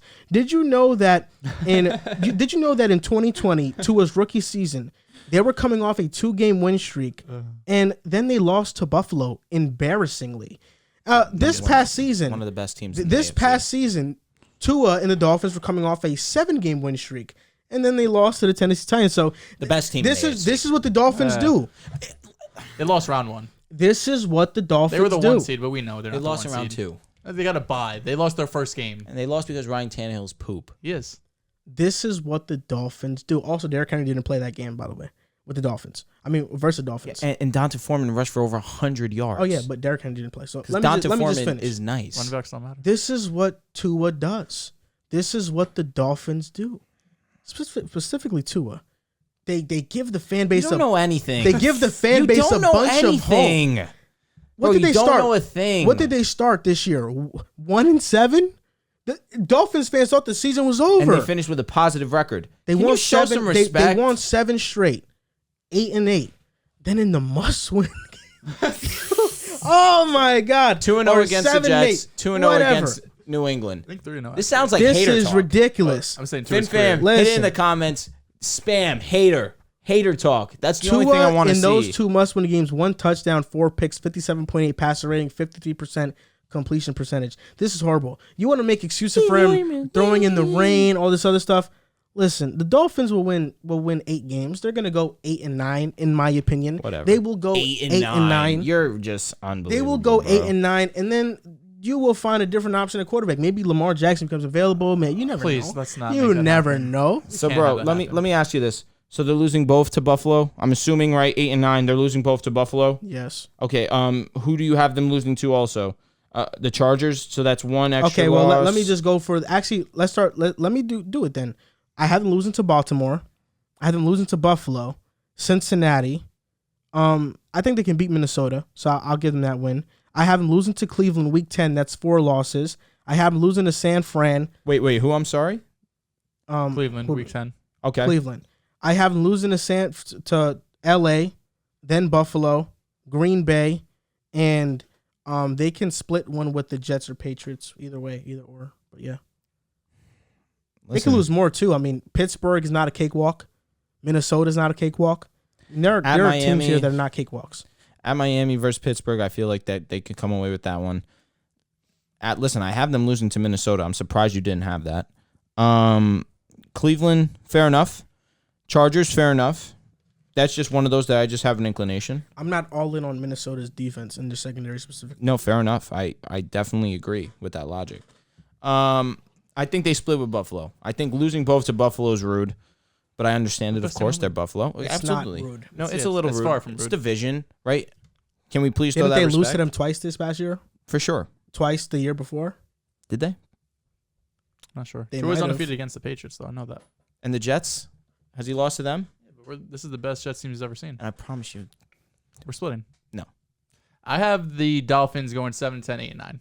I'm around that. I think close 7-10 to 9-8. In terms of the question, I'm kind of, step with The Joel. Bills have won 7 straight against Miami. Damn. yikes, not ideal. I think Tua's going to put up good numbers, but I don't know if it's going to be enough. This is what I've been saying the whole offseason. I don't know if it's going to be enough to show that he's the franchise guy without a doubt, and Miami's not going to look to upgrade next season. Whether they can or can't, that depends on what quarterbacks become available. And this is really why I'm annoyed at you guys asking me this question 18 times. I know. Because I have to sit here 18 times Well- and hear the same nonsense over and over and over again. Well, that's why we my need the answer was 2 season. cents. We is need long. the season tomorrow. I know. We're Damn it. You guys piss me off. You know, it's funny because the season's going to come and the Dolphins are going to win a good amount of games. Then in the last stretch of that schedule, they're going to drop every single game starting with San They Fran. do starting and ending the season is tough. Like New England at Baltimore, Buffalo at Cincy, at There's the Jets, no room Minnesota, for them to get momentum. That's not an easy first No, 6 there is. weeks. That Pittsburgh, Detroit, Chicago, Cleveland. Yeah, but then that's they- where they could really. I know, but then it's the bye. Houston. Cleveland, Deshaun Watson. They can If get they have come on. 3 wins in a row, they Maybe, get hot. maybe. You understand what I'm Who saying? knows That's what what I'm saying. happens. You're saying there's no space for them to get momentum. But I know There you it get the is. momentum. There's Then a you go into small a To bye, buy that, but then you play Houston. and then you play at Correct. San Fran, at Chargers, Correct. at Buffalo, Tough. Green Bay, New Tough England, games. Jets. I'm not disagreeing. It's tough. I'm not disagreeing. I have them 8 and 9 too. It's a I tough think- schedule. It's a Yeah. tough schedule, but I definitely feel like they've improved as long as Tua is who I believe that he will be, and I know he will be. Is 10-7 enough to get you at the wild card? Yes. I mean, it wasn't enough No, it 2 was. years ago. Well, last year, you're right. 100% you're right. But I think it will be enough this year. That was 10-6 2 years ago, right? No, last year was 9-7. So, I mean, 9 with and 7. Exactly. Thank you. I know. I'm saying 2 seasons ago. Yeah, when no, you for missed sure. your They 10 had 10 and right? 6. Yeah. On to the last topic. The last team finished last place in the AFC last year with 4 wins. The New York Jets. Now, is the hype for the Jets warranted? Are we a year too early? Listen, the hype is for real. We're taking flight, baby. You want to go through the schedule together once you're done with your spiel? Yes, we do. Cool. Thanks, bro. The hype for the Jets is for real. We're taking flight. Buckle up your seat belts. It's going to be a turbulent ride, but we're going to get to our destination. Listen, I've heard a lot of people say that, oh, maybe the Jets can win 10 games or whatever. I heard RG3 say it.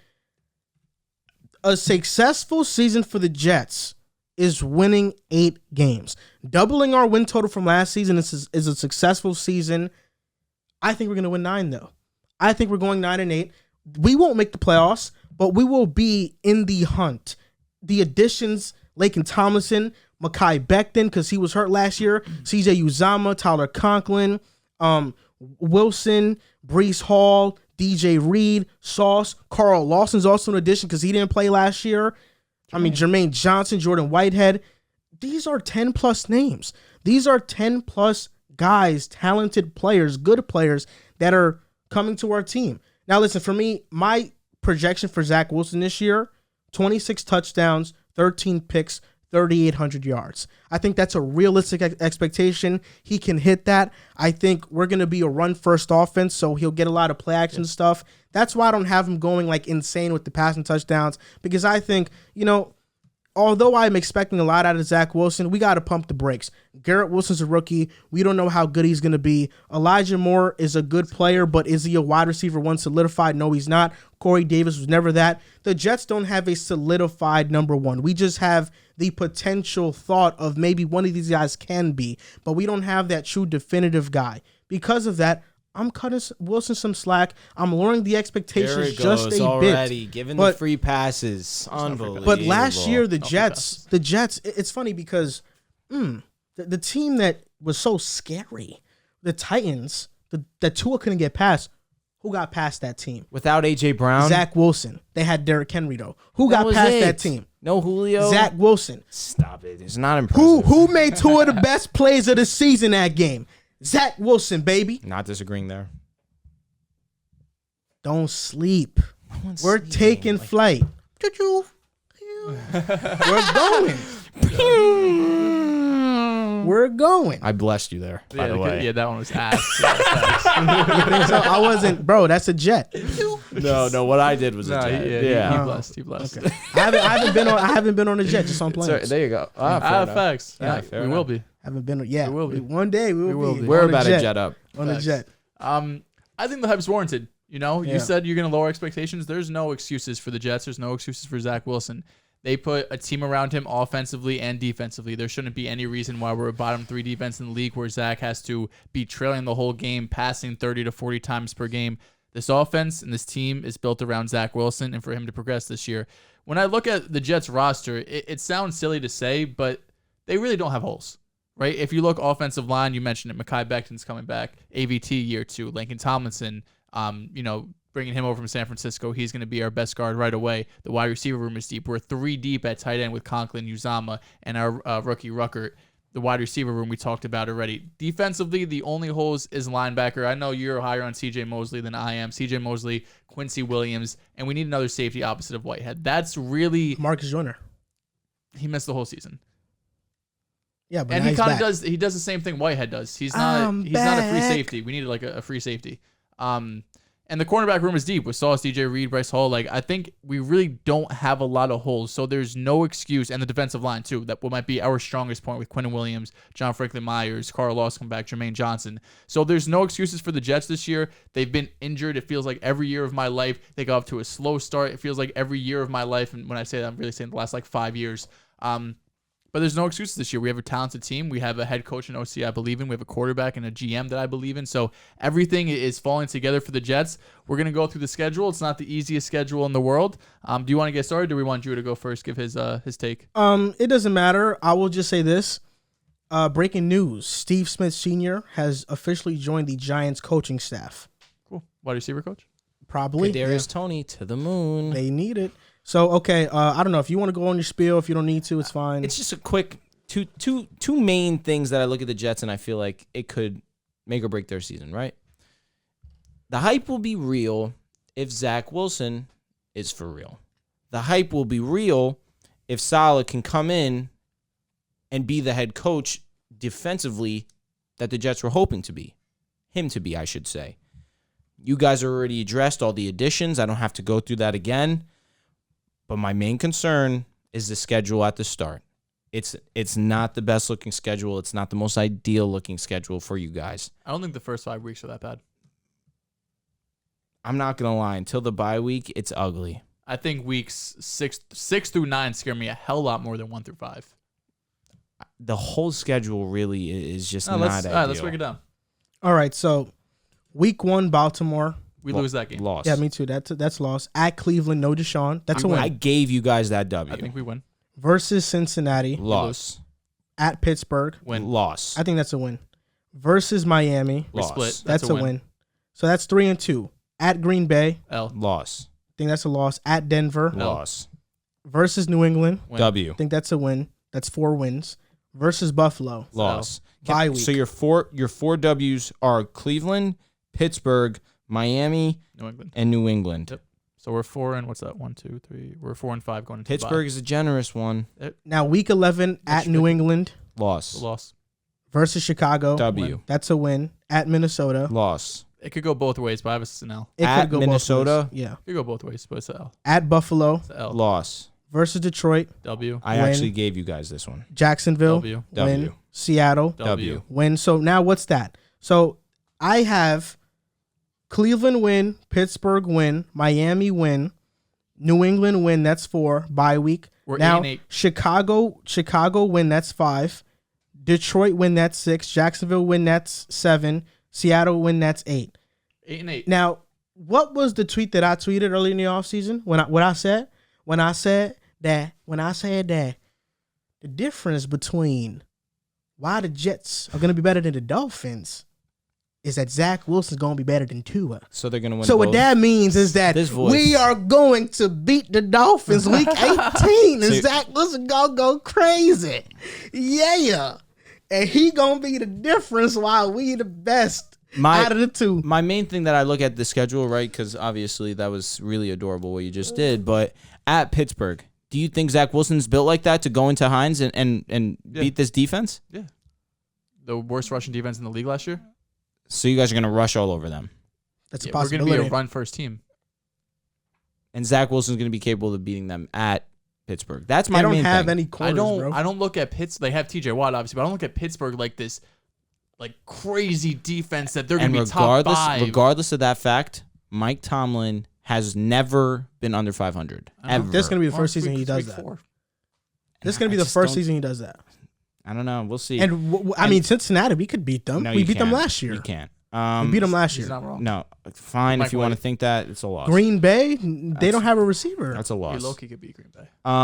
Miami, might go you have 10-7. them beating Denver? them twice. Come on. You have Miami. Brad, do you talking about your team who's always injured? I had us splitting Miami, but week 18, if it's raining in Miami, Tua can't throw in the rain. That's what you said. you're fucked, buddy. I mean, I was there week 18 against the Patriots when it was raining. I was there. I saw my own eyes. It's not the Jets.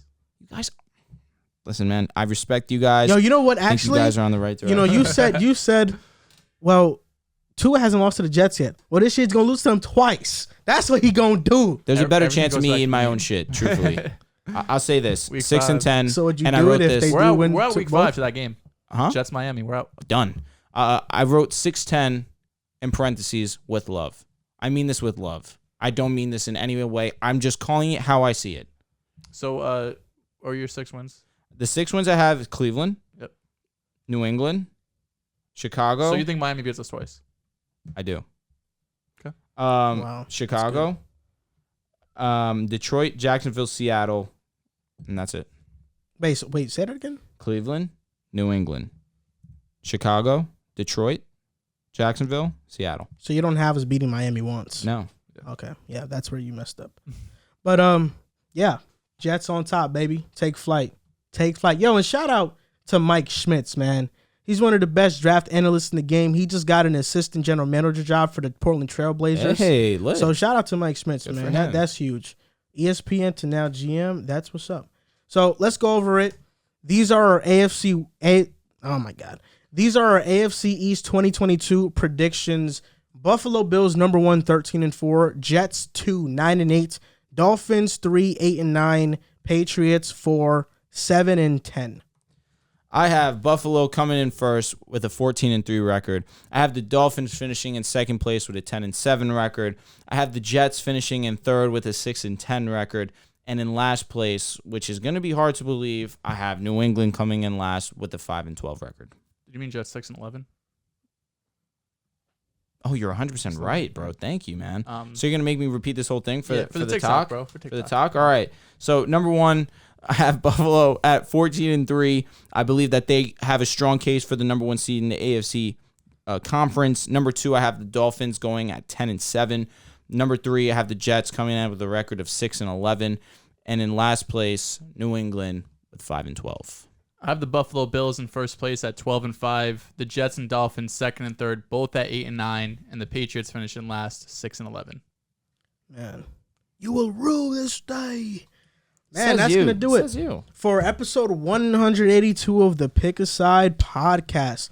Let us know how you feel in the comments. My running back list. Let's see how you guys feel. Throw them comments in this comment And before we section. finish, we just want to say from the Pick a Side family, we didn't want to go without mentioning anything, For sure. our condolences to Texas, the families that lost their young children, and the terrible violence that happened there a couple of days ago. Just thoughts and prayers with you guys. And, Absolutely. hopefully this world can see better days. Definitely. Yeah, it's just a terrible tragedy that happened, and seeing those kids, I was just looking at the picture when it popped up on my Twitter timeline, and I just was like, imagine if that was my little niece or my little cousin. Something like that totally breaks your heart. These kids that had their futures ahead of them, that it got cut short because somebody decided to do something egregious, an act of violence that isn't necessary. Our hearts go out to the families, and hopefully things like this stop in this country. There's definitely a lot that needs to change. It's like Sandy Hook was one of the worst tragedies I thought I'd ever see. Ever. And for it to happen a second time, And, it's something that it is not something that I feel should ever happen. For someone that age to take out an anger on kids that don't even have a chance. We need to do better is 100% it. That's it. That's all to be said. Sure. This is going to do it for episode 182 of the Pick a Side podcast. You can follow us on Instagram and TikTok at Pick a Side Podcast, on Twitter at Pick a Side Pod. Thank you guys for listening and or watching. Yo, and buy we'll some see merch. you Buy some merch. Don't forget next it. PickAsidePodcast.com. Love